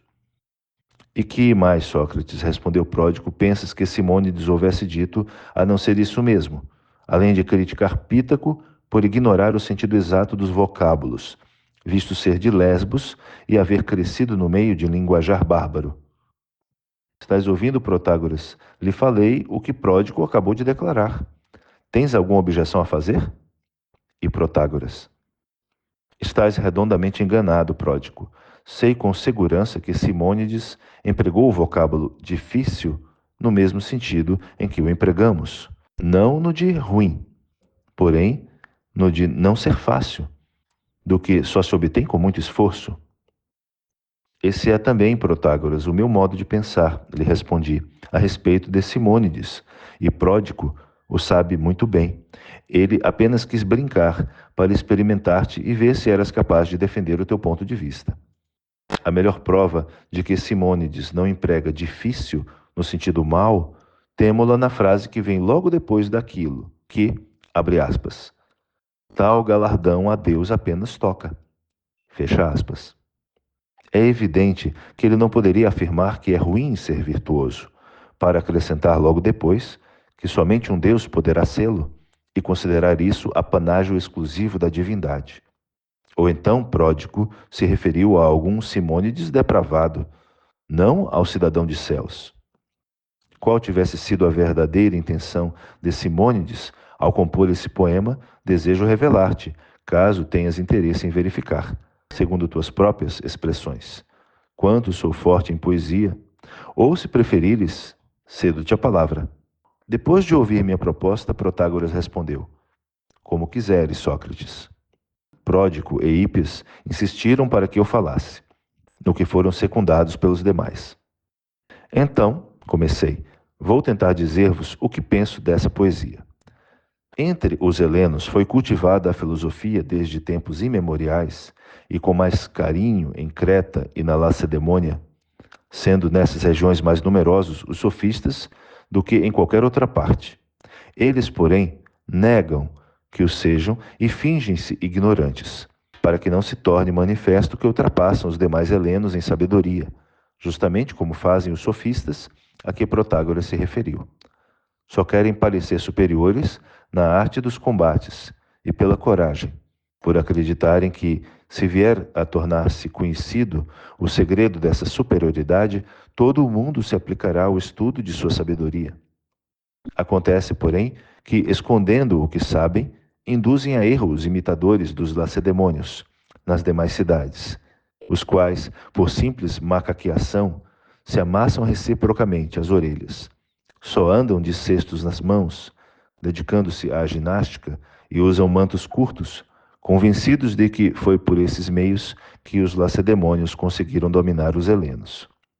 Quando, porém, os lacedemônios sentem desejos de conversar livremente com os seus sofistas, enfarados de só praticá-los em segredo, promovem a expulsão em massa dos estrangeiros, não só dos laconizantes propriamente ditos, como dos demais peregrinos que por lá se encontrem, e praticam com eles a filosofia, sem que os estrangeiros percebam o que se passa.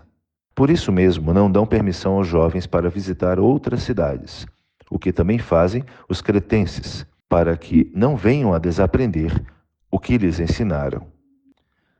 Nessas duas cidades, não são apenas os homens que se vangloriam de seus conhecimentos, mas também as mulheres.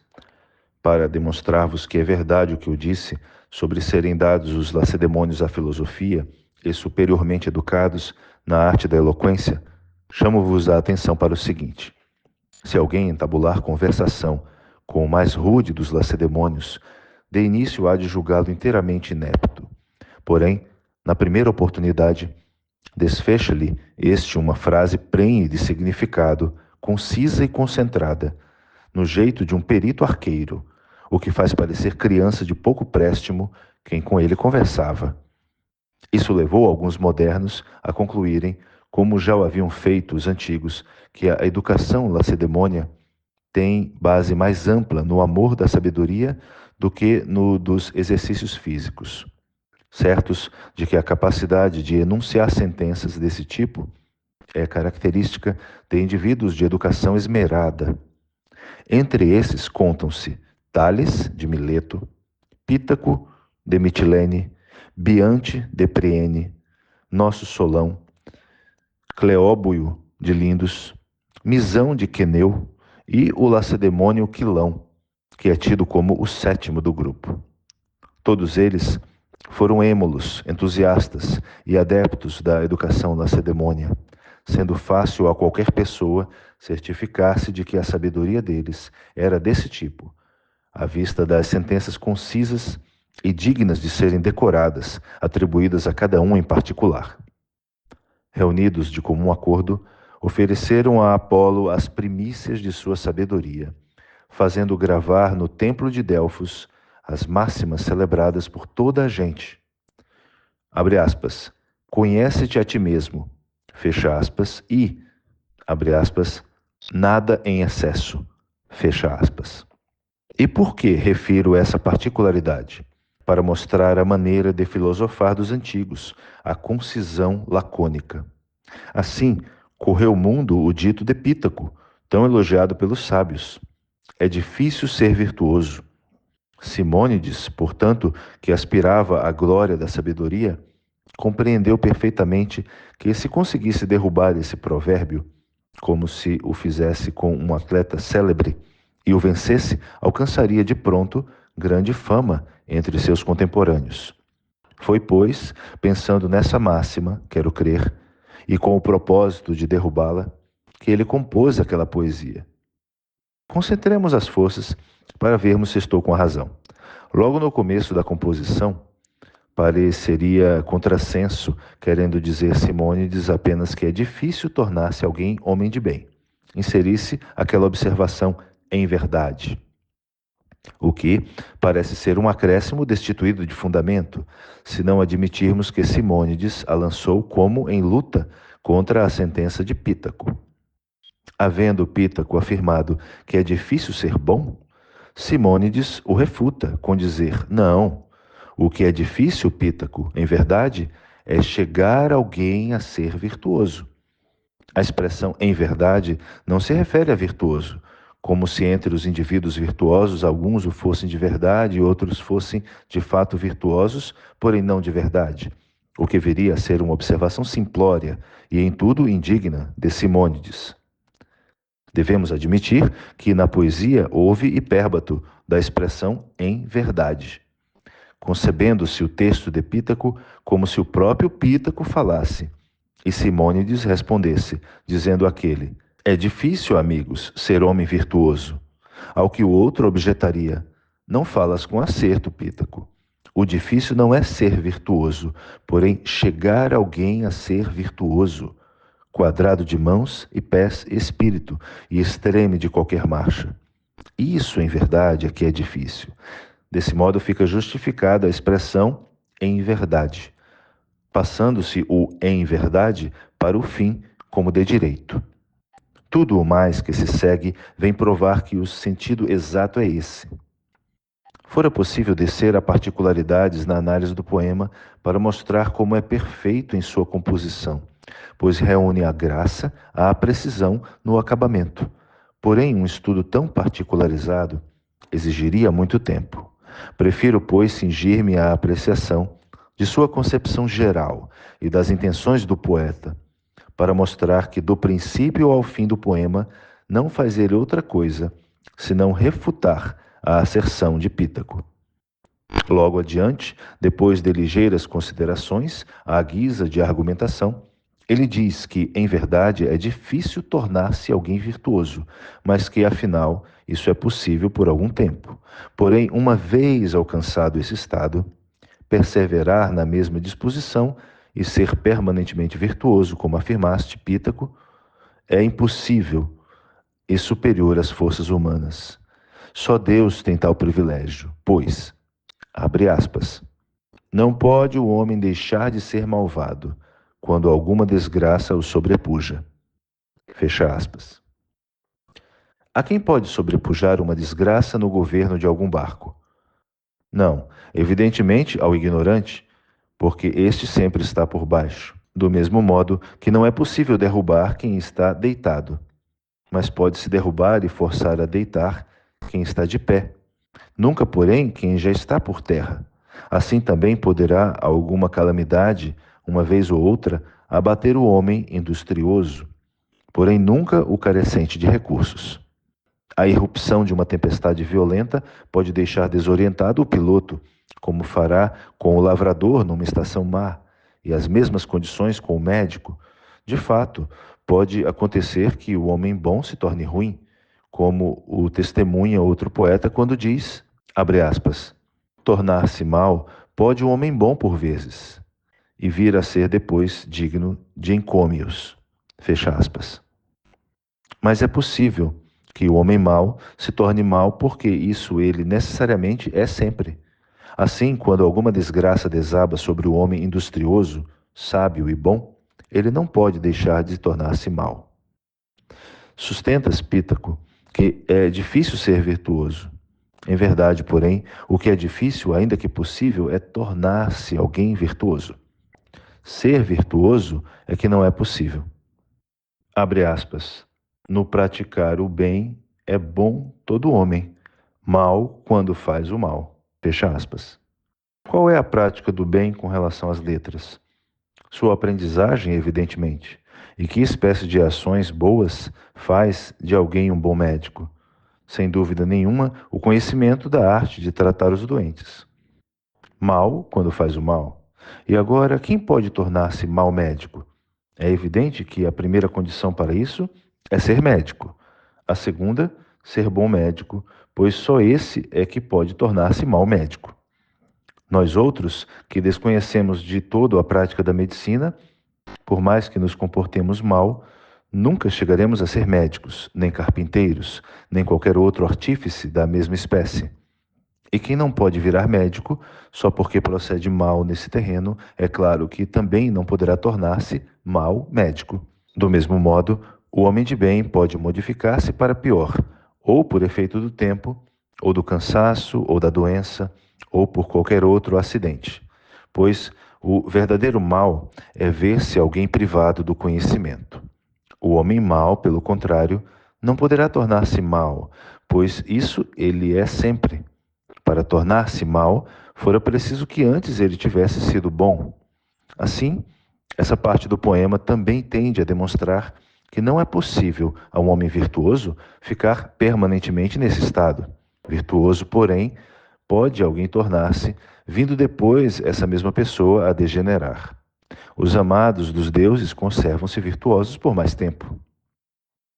Tudo isso é dito contra Pítaco, o que se torna mais evidente ainda no segmento do poema, pois nele se diz, abre aspas, jamais me aplicarei no que impossível é de encontrar, nem a porção do tempo que me couber esbanjarei na fútil esperança de achar alguém perfeito. Entre quantos dos frutos nos nutrimos da muito extensa terra. Vindo a encontrá-lo, dar-vos-ei notícia. Fecha aspas. É com essa violência em todo o decurso do poema que ele combate o dito de Pítaco. Abre aspas. Quem ato vergonhoso não pratica voluntariamente? Sei amar e aplaudir. Os próprios deuses, contra a necessidade, não se insurgem. Fecha aspas. Isso também vai dirigido contra aquela assertiva.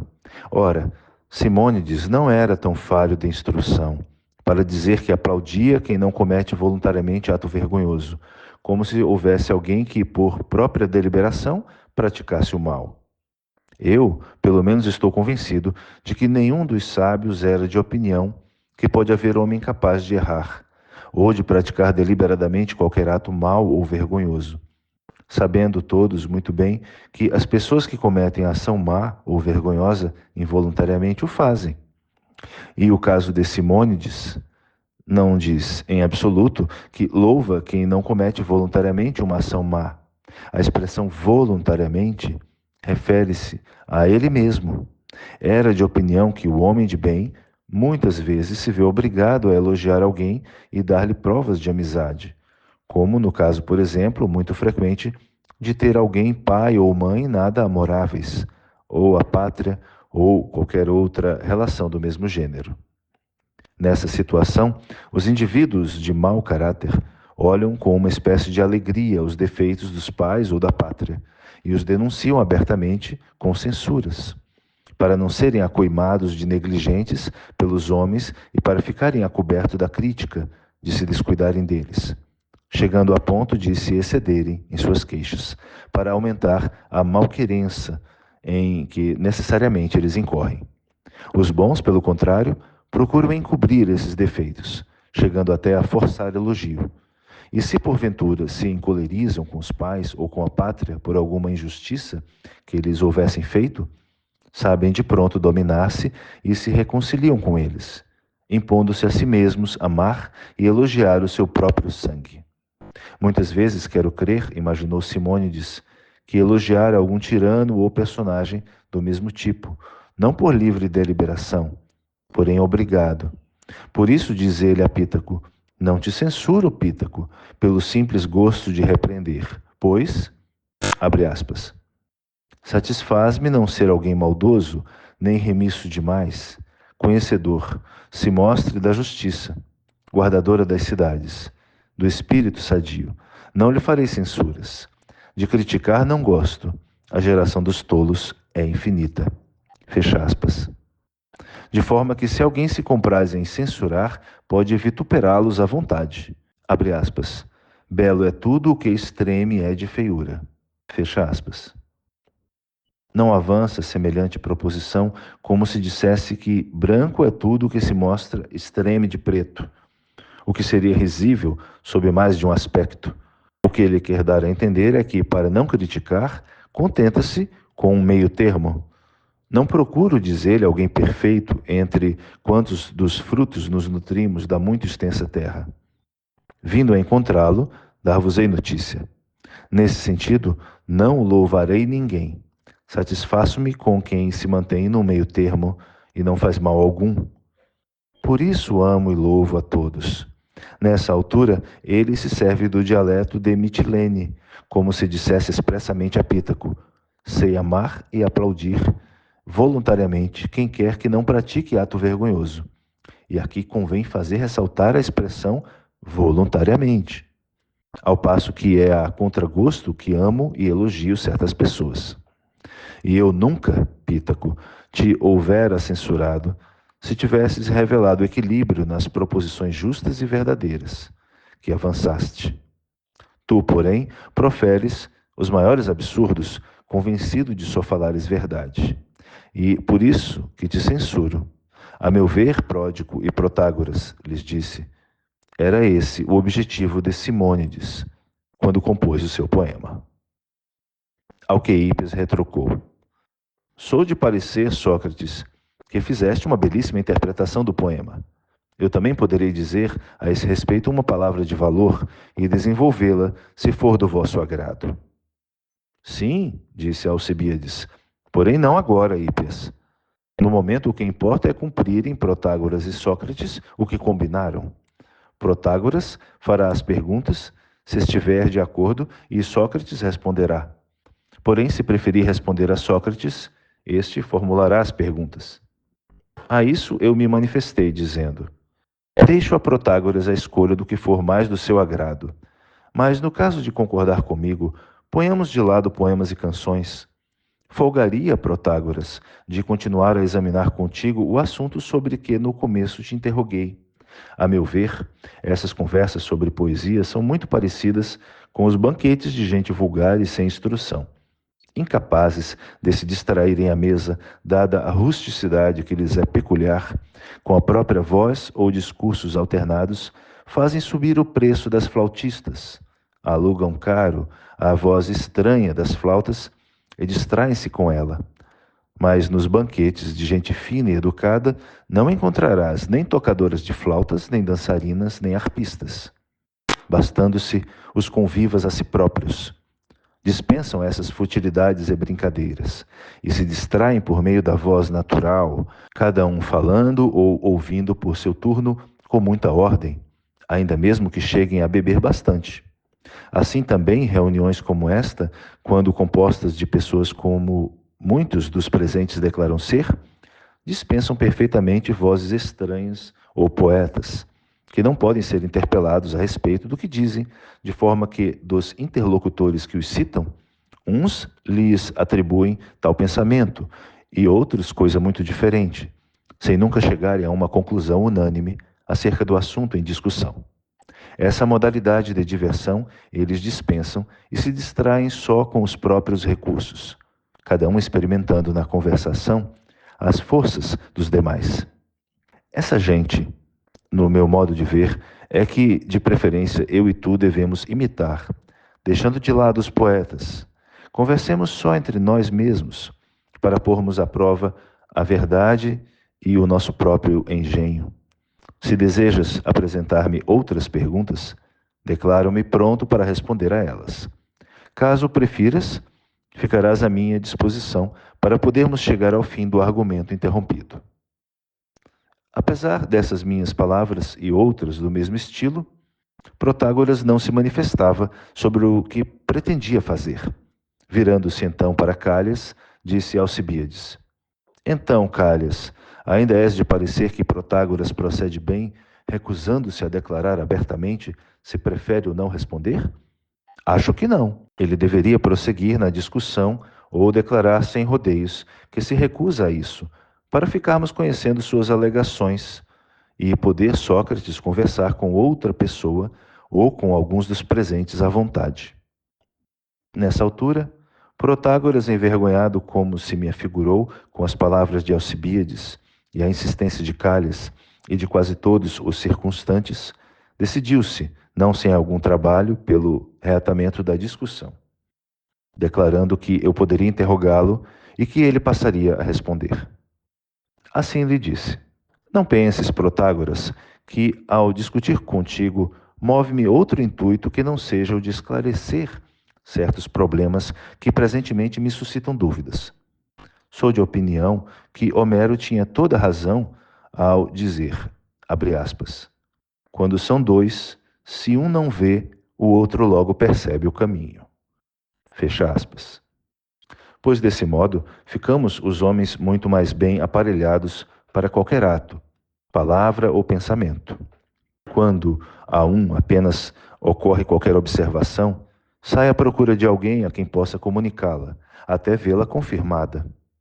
Por isso mesmo, tenho mais satisfação em conversar contigo do que com qualquer outra pessoa, convencido como estou de que és o homem mais competente para analisar os problemas com que se preocupam as pessoas de bem, máxime a respeito da virtude. Quem mais senão tu mesmo? Pois não somente te consideras homem de bem e cavalheiro, como outras pessoas, que são de fato corretas, mas não possuem a capacidade de fazer que os outros se tornem bons, ao passo que tu não somente és virtuoso, como podes deixar virtuosas outras pessoas. E tão grande é a confiança que tens em ti mesmo, que enquanto outros ocultam esse talento, tu te fazes proclamar abertamente diante de todos os helenos sob a denominação de sofista e te apresentas como mestre de educação e de virtude, sendo que foste o primeiro que exigiu pagamento por suas lições. Como fora possível não convidar-te para a discussão de tais problemas, de interrogar-te e de aconselhar-me contigo? Não poderia deixar de fazê-lo. Assim, desejo agora que, a respeito da questão que há momentos foi objeto de minhas perguntas, em parte a recapitules do começo e em parte a examines juntamente comigo. A questão, se não estou equivocado, era a seguinte: a sabedoria, a temperança, a coragem, a justiça e a santidade, sendo 5 nomes diferentes, aplicam-se a uma só coisa, ou a cada uma em separado corresponde uma essência subjacente, dotada cada uma de propriedade peculiar, que se distingue de todo em todas das demais. Afirmaste que não somente não se tratava de nomes diferentes de uma só coisa, como a cada nome correspondia um objeto particular, e que todos eram parte da virtude, não como são as partes do ouro semelhantes entre si e com o todo de que são partes, porém como as partes do rosto, com relação ao todo de que são partes, dessemelhantes entre si e cada uma dotada de função própria. Se ainda pensas como antes, declara-o logo. Caso contrário, apresenta tuas razões, pois não farei carga contra ti, se afirmares agora coisa diferente. Não me admiraria se te tivesses expressado daquele modo só para experimentar-me. Então, declaro-te, Sócrates, que todas essas qualidades são, de fato, partes da virtude, e que 4 delas são mais ou menos semelhantes entre si. Porém, a coragem é em tudo diferente das outras. Convencer-te-ás de que estou com a verdade, pelo seguinte: ser-te-á fácil encontrar muitos indivíduos injustos em alto grau, ou por demais ímpios, ou intemperantes em excesso, ou supinamente ignorantes, porém dotados de grande coragem. Para aí, lhe falei, vale a pena examinarmos essa proposição. Chamas corajosos aos indivíduos audazes? Ou de que jeito? Sim, disse ele, a esses e aos que também vão sem medo aonde outros receiam ir. Muito bem, e afirmas que a virtude seja algo belo. E como bela, é que te propões ensiná-la? Belíssima, respondeu, se não perdi de todo o juízo. E como é constituída? Será bela em parte e em parte feia ou inteiramente bela? E toda bela, respondeu, tanto quanto possível. Sabes quem mergulha corajosamente nos poços? Sei, os mergulhadores. Porque sabe mergulhar ou por outra razão? Porque sabe mergulhar. Quem é que combate audazmente a cavalo? Os que sabem montar ou os que não sabem? Os que sabem, óbvio. E com o escudo pequeno, os peltastas ou os que não sabem manejar a peita? Os peltastas. E assim, com tudo mais, acrescentou: se é esse o ponto a que queres chegar. Os que sabem são mais corajosos do que os ignorantes, e mais corajosos ainda do que eram antes de aprender. Mas já viste, perguntei, pessoas inteiramente ignorantes de todas essas coisas e que revelassem audácia com relação a todas elas? Já, respondeu, e bastante audácia até. Sendo assim, os audaciosos são corajosos. Isso equivaleria a qualificar muito por baixo a coragem, porque aqueles não passam de loucos. Como então, lhe perguntei, definiste os homens corajosos? Não são audaciosos? Ainda digo a mesma coisa, respondeu. Sendo assim, repliquei, os audaciosos por ignorância não são realmente corajosos, porém loucos? Há pouco, os mais sábios se nos revelaram como sendo os mais audazes e, como tal, os mais corajosos. Com esse raciocínio, a sabedoria seria coragem. Não te lembras bem, Sócrates, continuou, do que eu disse em resposta a tuas perguntas? Interrogado por ti se os indivíduos corajosos são audazes, respondi que sim. Porém, não fui perguntado se os homens audazes eram corajosos. Se me tivesses apresentado essa pergunta, eu teria respondido que nem todos. Quanto ao meu princípio de que os indivíduos corajosos não são audaciosos, de forma alguma demonstraste ter sido erradamente admitido.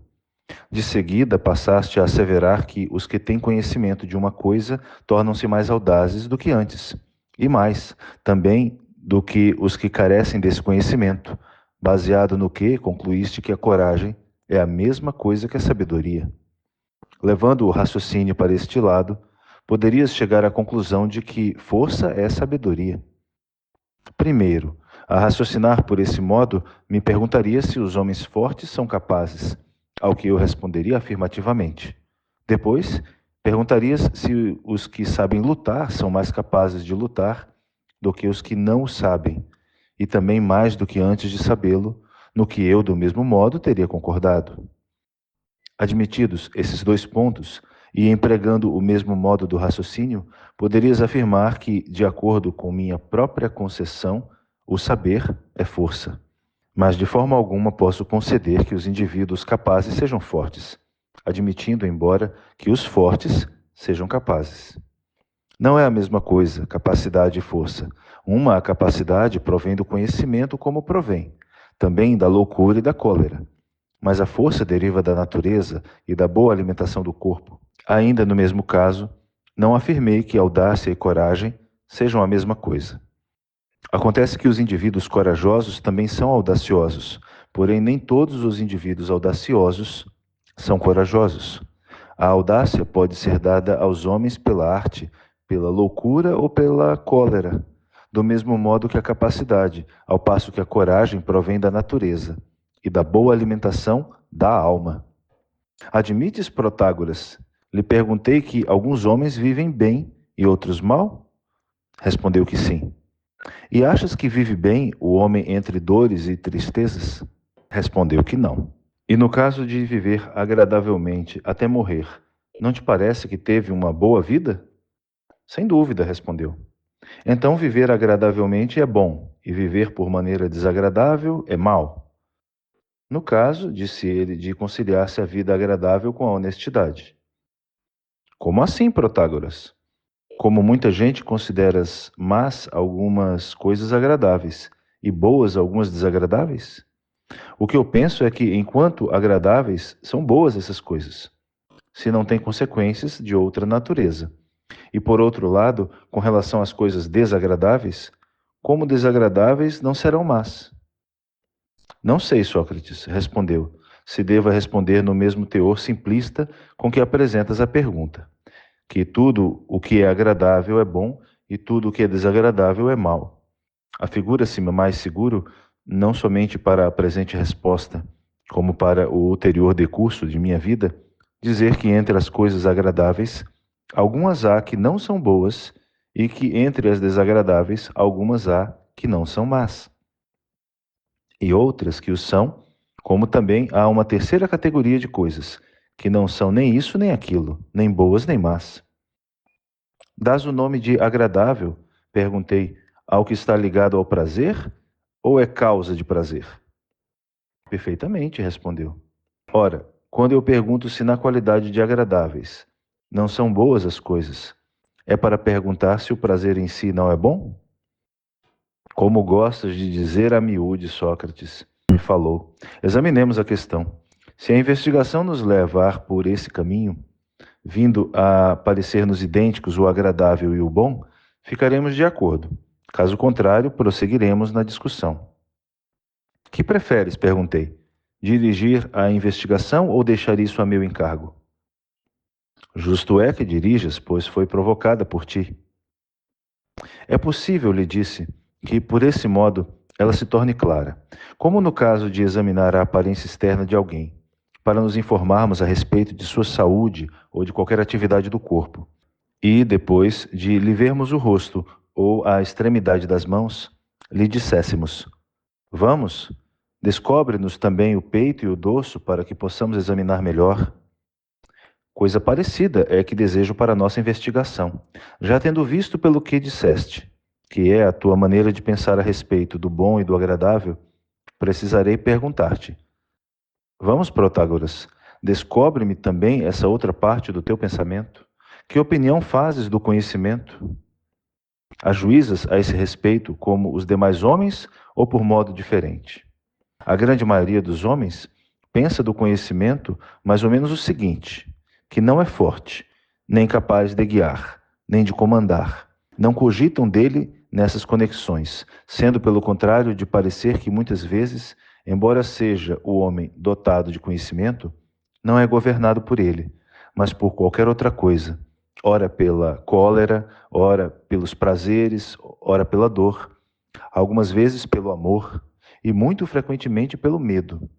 E consideram o conhecimento mais ou menos como um escravo que se deixa arrastar por tudo. Pensas do mesmo modo a seu respeito, ou julgas ser o conhecimento algo belo e capaz de governar o homem, de forma que quando alguém adquire a noção do bem e do mal, não se deixa dominar por nada e só faz o que o conhecimento lhe ordena, por ser a inteligência bastante idônea para ajudar o homem? Penso do conhecimento, Sócrates, me falou, justamente como acabaste de dizer, pois fora vergonhoso para mim, mais do que para qualquer outra pessoa, negar que a ciência e a sabedoria sejam o que há de mais elevado entre as coisas humanas. Muito bem dito, respondi, e muito certo.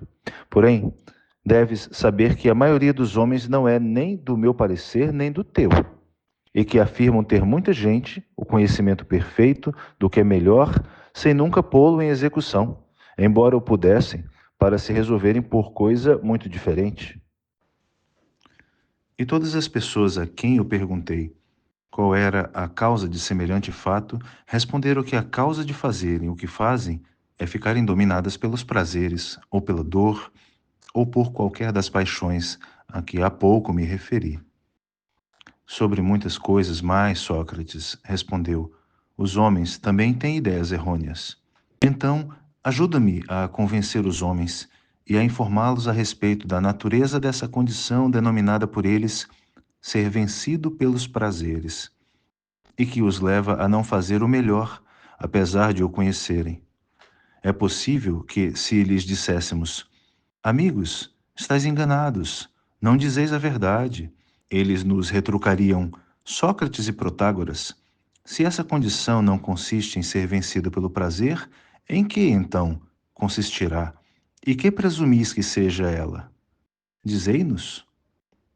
Como, Sócrates, teremos de tomar em consideração a opinião do vulgo, se eles sempre falam o que lhes vem à cabeça?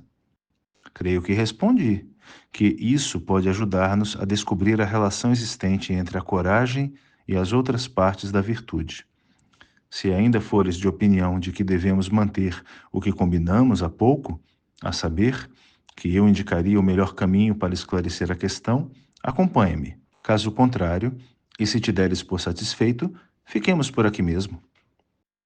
Não, respondeu. Estás certo. Termina como começaste. E no caso, lhe disse, de voltarem a perguntar-nos: que entendeis pelo que, na nossa maneira de falar, denominamos ser vencido pelos prazeres? Minha resposta seria a seguinte: prestai atenção, que eu e Protágoras vamos tentar explicar-vos o que seja.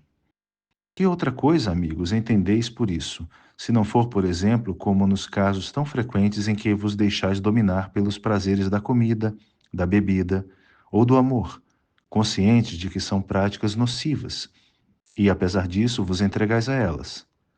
Teriam de concordar. De seguida voltaríamos, eu e tu, a perguntar-lhes: por que dizeis que essas coisas são nocivas? Por proporcionarem prazer no momento que passa a serem agradáveis per si, ou por causarem ulteriormente pobreza, ou doenças, ou outros males do mesmo gênero? E no caso de não terem nenhuma dessas consequências e serem exclusivamente fonte de prazer, ainda seriam consideradas nocivas, por serem causa imediata de prazer de qualquer natureza? Não devemos admitir, Protágoras, que eles não nos responderiam senão que não são nocivas por causa dos prazeres imediatos que ocasionam, mas por causa das doenças e outros males que eles veem no rastro? Penso, disse Protágoras, que o vulgo responderia desse modo. Sendo assim, o que ocasiona doença ocasiona dor, como é também causa de dor o que ocasiona a pobreza. Quero crer que eles confirmariam essa proposição. Protágoras concordou. Não sois de parecer, amigos, como eu e Protágoras sustentamos, que essas coisas não são más, senão por terminarem em dor e nos privarem de outros prazeres? Não concordariam conosco? Estamos de acordo. E se lhes apresentássemos o problema pela outra face e lhes disséssemos: amigos, quando afirmais que certas coisas boas são dolorosas, não tendes em mente as do tipo dos exercícios físicos, das expedições militares e dos tratamentos médicos por cauterização, amputação, ingestão de mesinhas e dietas prolongadas, que são boas em si mesmas, porém dolorosas? Não concordariam conosco? Foi de parecer que sim.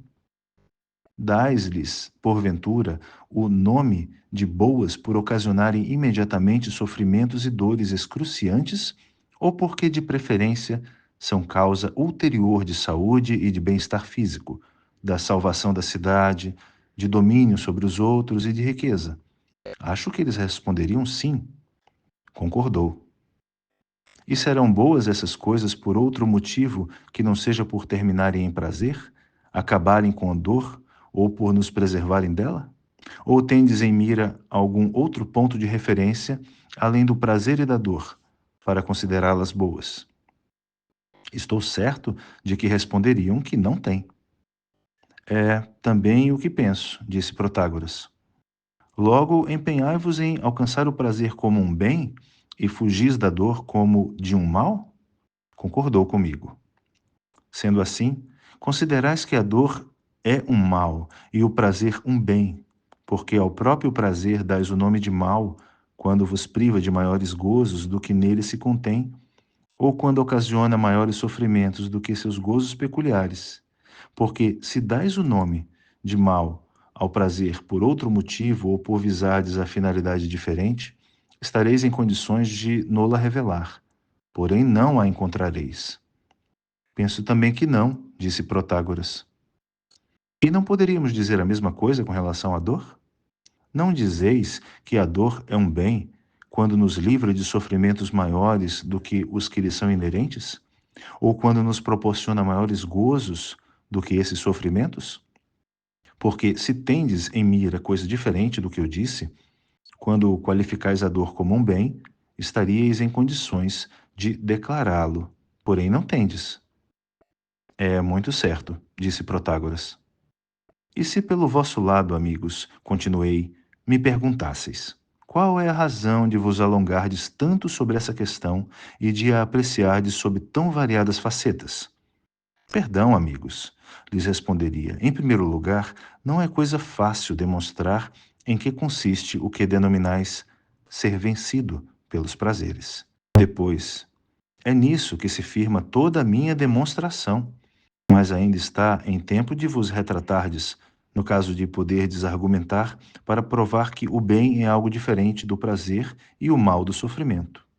Ou bastar-vos-á passar agradavelmente a vida sem nenhuma espécie de sofrimento. Se isso vos basta, e se não podeis mostrar nenhum bem ou nenhum mal que não termine em prazer ou em sofrimento, ouvi as consequências. Se as coisas se passassem desse modo, digo-vos que seria ridículo afirmar, como o fizestes, que o homem, muitas vezes, apesar de saber que o mal é mal, não deixa de praticá-lo, embora tenha a liberdade de decidir-se de outra forma, por ser arrastado e subjugado pelo prazer, para voltardes a afirmar que o homem, embora conhecendo o bem, não se decide a praticá-lo por encontrar-se dominado pelo prazer do momento. Quanto é ridículo tudo isso ficará patente se, em vez de empregarmos muitos nomes ao mesmo tempo, agradável e desagradável, o bem e o mal, usarmos somente dois nomes, por tratar-se apenas de duas coisas. Primeiro, bom e mal, depois, agradável e desagradável. Assentado esse ponto, dizemos que um homem, conhecendo que o mal é mal, não se abstém de praticá-lo. E se alguém nos perguntar, e a razão disso? Diremos que foi vencido. Vencido por que coisa?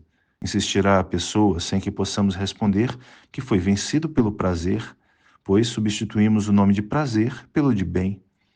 Assim, responderíamos que foi vencido. Vencido por que coisa? Perguntará. Pelo bem. É o que lhe responderíamos, por Zeus. E se o nosso interpelante for dotado de espírito galhofeiro, não deixará de rir e de dizer que é por demais risível, conhecendo alguém o mal, praticá-lo, quando poderia deixar de fazê-lo por ter sido vencido pelo bem.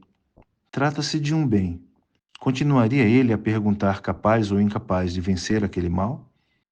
E evidente que teríamos de dizer-lhe que era incapaz, pois de outro modo não teria errado a pessoa que dissemos ter sido vencida pelos prazeres. E qual é a razão? Talvez ele perguntasse de ser o bem incapaz de vencer o mal, ou o mal incapaz de vencer o bem. Não é por serem uns maiores e outros menores, ou mais numerosos uns e menos numerosos outros? Não poderíamos aduzir outras razões, e evidente, diria ele, que o que dominais ser vencido é receber alguém maiores males em lugar de menores bens. Esse ponto já ficou assentado. Troquemos agora os nomes e apliquemos para as mesmas coisas as expressões agradável e desagradável. E digamos que o homem pratica, há pouco dizíamos o mal, ponhamos agora, coisas desagradáveis, por ter sido vencido por coisas agradáveis, evidentemente porque estas não eram capazes de vencer aquelas. E o que é que condiciona a superioridade ou a inferioridade dos prazeres ou sofrimentos, se não for excesso ou falta de uns com relação aos outros, podendo uns ser maiores ou menores, mais numerosos ou menos numerosos, mais fortes ou mais fracos que os outros? E se alguém objetasse, mas Sócrates, é muito grande a diferença entre o prazer presente e o prazer ou o sofrimento por vir. Eu lhe perguntaria, consiste essa diferença em algo que não seja prazer ou sofrimento? Não pode consistir noutra coisa. Do mesmo modo que o homem, que sabe pesar, coloca na balança as coisas agradáveis e as desagradáveis, as próximas e as afastadas, e as pesa para saber quais levam vantagem sobre as outras, assim, quando pesares coisas agradáveis com coisas agradáveis, ser-te-á preciso tomar sempre as maiores e as mais numerosas, e quando o fizerdes com coisas desagradáveis, as menores e menos numerosas. Porém, no caso de pesares coisas agradáveis com coisas desagradáveis, predominando os sofrimentos sobre os prazeres, as coisas próximas sobre as afastadas, ou as afastadas sobre as próximas, procederás de modo que ressalte essa diferença. Porém, no caso de predominarem os sofrimentos sobre os prazeres, deverás abster-te de continuar. Não é assim mesmo, amigos? Lhes diria que devemos proceder? Tenho certeza de que não poderiam indicar outra maneira. Concordou também nesse particular. Se tudo se passa desse modo, lhes diria, respondei-me ao que segue. As mesmas coisas não se vos afiguram maiores, quando mais próximas, e menores, quando mais afastadas, ou não? Concordariam. E não se passa o mesmo com a grossura e o número? E sons iguais, não são mais fortes quando ouvidos de perto e mais fracos quando de longe? Diriam que sim. Ora, se nosso bem-estar consistisse em fazer e escolher o que é grande e evitar e não fazer o que é pequeno, qual seria o princípio salvador da vida humana? A arte de medir ou a força da aparência? Não nos ilude esta última, levando-nos muitas vezes a inverter as relações das coisas, a modificar nossos propósitos e a nos arrependermos da resolução tomada, não só com referência a nossos atos, como à escolha das coisas grandes e das pequenas? A arte da medida, pelo contrário, não neutralizaria essa ilusão com resolver a verdadeira relação das coisas, e não asseguraria à alma a tranquilidade fundada sobre a verdade, salvando assim a nossa vida? Não concordariam todos em que esse resultado seria obtido pela arte da medida? Ou apontariam outra? A arte da medida, concedeu Protágoras. E então? E se a salvação de nossa vida dependesse da escolha do ímpar e do par, ou de sabermos quando devemos escolher com acerto o mais ou quando o menos, comparando-os, cada um consigo mesmo ou um com o outro, quer estejam próximos, quer distantes? O que nos asseguraria a salvação da vida? Não seria algum conhecimento, a saber, o conhecimento das medidas, já que em dados casos o que importa é apreciar o excesso ou a falta de alguma coisa? E se essa arte diz respeito ao par e ao ímpar, que outra poderá ser além da aritmética? Não concordariam conosco os homens a esse respeito ou não? O próprio Protágoras teve de confessar que concordariam. Muito bem, amigos, já que a salvação de nossa vida se nos revelou como consistindo na escolha acertada de prazeres e de sofrimentos, conforme sejam mais ou menos numerosos, maiores ou menores, ou se encontrem mais afastados ou mais perto, não é evidente que o de que se faz mister é do conhecimento das medidas para estudar o excesso, a falta ou a igualdade de uns com relação aos outros? Necessariamente. Sendo o conhecimento de medidas, forçosamente será ciência e arte. Que espécie de arte e de conhecimento é o que veremos mais adiante? Que seja ciência, é quanto basta para a demonstração que eu e Protágoras temos de fazer com relação à questão que nos apresentastes.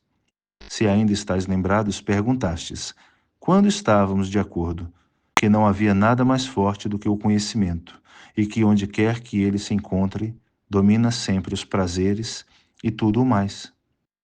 Asseverastes, então, que muitas vezes o prazer triunfa sobre o homem de conhecimento, e como não quiséssemos concordar convosco nesse ponto, perguntaste-nos a seguir, Sócrates e Protágoras, se isso não é ser vencido pelo prazer, que poderá ser então, e como explicais? Dizei-nos. Se vos tivéssemos respondido de pronto que era ignorância, teríeis rido de nós, ao passo que, rindo de nós neste momento, estaríeis rindo de vós mesmos, pois vós mesmos concordastes que quem erra na escolha dos prazeres e dos sofrimentos, isto é, dos bens e dos males, erra por falta de conhecimento, não de conhecimento em geral, mas daquele que admitistes como sendo o conhecimento da medida. Toda ação errada por falta de conhecimento, bem como sabeis, decorre da ignorância, de forma que ser vencido pelo prazer é a maior ignorância. E justamente essa ignorância que Protágoras aqui, presente, se propõe curar como médico, juntamente com Pródico e Hípias. Vós, porém, que pensais tratar-se de coisa muito diferente da ignorância, nem procurais esses professores de virtude, os sofistas, nem enviais para eles vossos filhos, como se ela não pudesse ser ensinada, mostrando-vos sovinas de vosso dinheiro e recusando-vos a dar-lhes o que eles pedem. Procedeis mal, tanto em particular como na qualidade de cidadãos. Assim é que responderíamos a essas pessoas. E agora cabe-me perguntar-vos, depois de tê-lo feito a Protágoras, pois minha argumentação também vos diz respeito, se sois de opinião que falei certo ou errado. Todos foram de parecer que eu estava absolutamente certo no que afirmara. Logo, lhes disse, concordais que o agradável é bom e o desagradável é mau? Faço abstração, neste momento, das distinções de palavras estabelecidas por Pródico. Quer dês a isso o nome de agradável, quer o de delicioso ou de deleitável, ou como quer que te apraza denominá-lo, meu caro Pródico, responde-me apenas no sentido da minha pergunta. Rindo, concordou Pródico, no que foi acompanhado pelos demais. E agora, amigos, lhes falei, que pensais do seguinte? Todas as ações que têm por fim uma vida agradável e sem sofrimentos não são também belas? E todos os atos belos não serão de igual modo bons e úteis? Concordaram. Logo, continuei, se o que é agradável é bom, não há ninguém que, sabendo ou presumindo que há coisas melhores do que o que ele faz ou pode fazer, decida-se por aquelas, quando depende exclusivamente dele realizar o melhor. Ser inferior a si mesmo não é mais do que ignorância, como é sabedoria saber alguém dominar-se. Todos concordaram. E então, a que dais o nome de ignorância? Não é formar juízo errôneo ou enganar-se alguém a respeito de coisas importantes? Todos neste ponto também concordaram. E não é certo, voltei a falar, que não há quem por livre deliberação se empenhe em praticar o mal, ou que ele considera como tal, por não ser de natureza do homem decidisse pelo que ele considera mal, em detrimento do bem, nem na contingência de ter de escolher entre dois males, decidisse pelo maior, quando podia optar pelo menor. Todos nós nos declaramos de acordo nesse particular. Muito bem, voltei a falar. Não existe algo a que dais o nome de medo ou pavor? E não empregais esses termos precisamente como faço? É contigo que estou falando, Pródico. Entendo por essa designação a expectativa de algum mal, quer dês a isso o nome de medo, quer o de pavor. Protágoras e Hípias foram de parecer que medo e pavor era justamente isso. Porém, Pródico achou que se tratava de medo, não de pavor. Isso não vem ao caso, Pródico, lhe falei. O que importa é sabermos se é verdade o que foi dito há pouco, a saber, se há quem se empenhe atrás do que ele próprio receia, quando depende dele aplicar-se a coisa diferente, ou se é isso impossível, de acordo com o que assentamos antes. Quem tem medo de alguma coisa, já o reconhecestes, é porque a considera má. Ora, não há quem corra atrás do que ele considera um mal, que se dispõe a recebê-lo. Todos ficaram também de acordo sobre isso. Uma vez assentadas essas premissas, continuei, Pródico e Hípias, cabe agora a Protágoras explicar-me como pode ser certo o que ele asseverou no começo. Não, propriamente o que ele disse em primeiro lugar, quando afirmou que, das 5 partes da virtude, nenhuma era como a outra e que cada uma tinha função própria. Não me refiro a isso, porém, ao que ele afirmou depois. Mais adiante, ele disse que 4 partes da virtude eram mais ou menos semelhantes entre si, mas que a outra, a coragem, diferia de todo das demais. O de que eu poderia convencer-me, disse ele pelo seguinte: com efeito, Sócrates, poderás encontrar homens por demais ímpios ou injustos, em alto grau, ou intemperantes em excesso, ou supinamente ignorantes, porém dotados de grande coragem, o que te permitirá concluir que a coragem difere muito das outras partes da virtude. Naquele momento, eu me admirei muito da resposta, e mais admirado me encontro agora, depois de haver discutido convosco essa matéria. Daí ter-lhe eu perguntado se por homem corajoso ele entendia audacioso, ao que ele respondeu, é destemeroso em extremo. Não te recordas, Protágoras, de que me deste essa resposta? Protágoras concordou. Muito bem, continuei. Explica-nos agora contra o que os indivíduos corajosos avançam sem medo algum, para as mesmas coisas contra que avançam os covardes? Respondeu que não. Então, é contra coisas diferentes? Sim, disse ele. Nesse caso, Enfrentam os covardes as coisas que inspiram confiança, e os corajosos as que inspiram temor? Sim, Sócrates, é o que todos dizem. Falas com acerto, respondi, porém não foi a eles que me dirigi, mas a ti, para perguntar-te que é o que dizes que os homens corajosos enfrentam? Enfrentam as coisas que inspiram temor, cientes de que são perigosas, ou as que o não são? Ora, volveu ele, ficou demonstrado no que disseste há pouco, que tal é impossível. Sobre isso também falas com acerto, lhe disse. Sendo assim, se a demonstração está bem feita, ninguém vai ao encontro do que considera perigoso, pois ficou provado que ser inferior a si mesmo é ignorância. Concordou. Então é contra as coisas que inspiram confiança que todos se atiram, tanto os covardes como os corajosos, donde se conclui que tanto os covardes como os corajosos se atiram contra a mesma coisa. No entanto, Sócrates, são inteiramente opostas as coisas que os covardes e as que os corajosos enfrentam. Para dar um exemplo à mão, estes se mostram dispostos a ir para a guerra, e aqueles fogem dela. E assim procedem, perguntei, por ser belo ir para a guerra ou por ser vergonhoso? Por ser belo, respondeu. Logo, se é belo, também é bom, conforme admitimos há pouco, ao concluirmos que todas as ações belas eram boas. É certo, respondeu. Sempre fui desse parecer. Muito bem, retruquei. Porém, quem são os que tu dizes que se recusam a ir para a guerra, apesar de ser isso uma coisa bela e boa? Os covardes, respondeu. E sendo bela e boa, perguntei, não será também agradável? Pelo menos assim o admitimos, respondeu. Logo, é com conhecimento de causa que os covardes se recusam a ir em pós do melhor, do mais belo e do mais agradável? Se concedermos isso, replicou, destruiremos tudo o que admitimos até aqui. E o corajoso, perguntei, não se atira para tudo o que é belo, bom e agradável? Necessariamente, disse, teremos de admitir esse ponto. E não é também certo que, de forma alguma, os corajosos revelam medo vergonhoso quando têm medo, nem ousadias condenáveis quando são ousados? É certo, respondeu.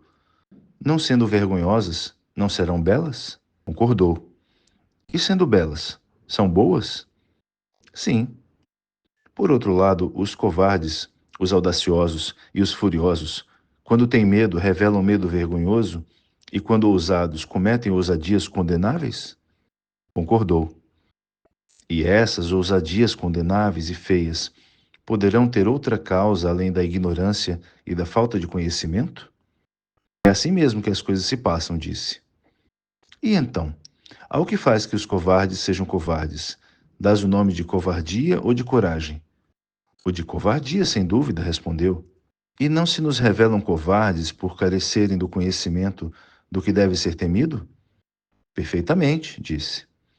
Logo, é por causa dessa ignorância que eles são covardes. Concordou. E o que os deixa covardes, concordaste há pouco, é a covardia. Disse que sim. Nesse caso, covardia viria a ser o desconhecimento das coisas que são de temer e das que não o são? Fez sinal afirmativo. Porém, a covardia, perguntei, é o oposto da coragem? Concordou. E o conhecimento do que é perigoso e do que não é? Não será o contrário da ignorância disso mesmo? A essa pergunta também fez sinal de assentimento. O desconhecimento disso é covardia? Com visível relutância, fez novo sinal afirmativo. Coragem, por conseguinte, é o conhecimento do que é perigoso e do que não o é. O contrário, justamente da ignorância dessas mesmas coisas. Nesse ponto não respondeu nem por mímica, manteve-se calado. Então interpelei-o. Como, Protágoras? Não respondes nem sim nem não ao que te perguntei. Arremata tu mesmo o assunto, respondeu. Só desejo apresentar-te uma pergunta, repliquei. Se ainda és de opinião, como no começo, de que pode haver homens ignorantes, porém corajosos. Revelas grande empenho, Sócrates, me falou, em que seja eu que te responda. Para ser-te agradável, dir-te-ei que, de acordo com os princípios que assentamos antes, parece-me que isso não é possível. Meu único objetivo, lhe disse, ao apresentar-te todas essas perguntas, não é outro senão o de examinar os problemas relativos à virtude e o que vem a ser a virtude em si mesma. Estou convencido de que, uma vez esclarecido esse ponto, ficará resolvida a questão a respeito da qual eu e tu nos entendemos em tão longa discussão. Eu a afirmar que a virtude não podia ser ensinada, e tu que podia sê-lo. Quer parecer-me que a última conclusão de nossa controvérsia se levanta contra nós, à guisa de uma pessoa para acusar-nos e zombar de nós, e que, se fosse dotada de voz, nos falaria deste modo: sois dois tipos bastante curiosos, Sócrates e Protágoras. Tu, que no começo afirmavas que a virtude não pode ser ensinada, apressas-te agora em contradizer-te, empenhando-te em demonstrar que tudo é conhecimento, a justiça, a temperança e a coragem, o que impõe a conclusão de que a virtude pode perfeitamente ser ensinada. Pois se a virtude fosse algo diferente do conhecimento, como Protágoras procurou demonstrar, evidentemente não poderia ser ensinada. Agora, porém, que se revelou como sendo inteiramente conhecimento, em cuja demonstração tanto te empenha, Sócrates, fora de admirar se ela não pudesse ser ensinada. Por sua vez, Protágoras, que antes admitia poder ser ela ensinada, parece defender agora com afinco a opinião oposta, de poder ser tudo a virtude, menos conhecimento, do que obriga a concluir que ela repele qualquer modalidade de ensino. Quanto a mim, Protágoras, percebendo a terrível confusão a que chegamos, sem que tivesse ficado pedra sobre pedra, tenho grande empenho em esclarecer essas questões e desejaria que, depois de as discutirmos particularmente, voltássemos a considerar a própria virtude, para sabermos o que ela seja, e examinar de novo se pode ou não pode ser ensinada. Receio muito que aquele Epimeteu nos tenha preparado algum passa-moleque no decurso de nossas investigações, como já de outra vez se esqueceu de nós, conforme disseste na distribuição. Naquela fábula agrado-me muito mais de Prometeu do que de Epimeteu. E por que decidi tomá-lo como modelo e prometer a mim mesmo seguir a vida inteira a sua previsão, é que me dedico a essas indagações. Se for do teu agrado, conforme declarei no começo, com muito gosto voltarei a examinar contigo essas questões. A isso Protágoras replicou: louvo, Sócrates, tua disposição e a maneira por que conduzes o diálogo, pois sem falar de outros defeitos de que me considero isento, sou dos homens o menos sujeito à inveja. E porque já tive muitas oportunidades de dizer que, dos homens com que tenho entrado em contato, és o que eu mais admiro, muito acima dos da tua idade. Acrescento agora que não me causa surpresa vires algum dia a incluir-te no número dos homens célebres pela sabedoria. Acerca destas questões, mais adiante, caso queiras, voltaremos a conversar. Agora, assunto urgente me reclama. Perfeitamente, lhe falei. Faremos o que dizes, se te comprases nisso. Há muito, também, eu já deveria ter ido para o encontro a que me referi. Só me deixei ficar aqui por amor de Calhas, o belo. Depois de havermos falado e ouvido tudo isso, separamo-nos.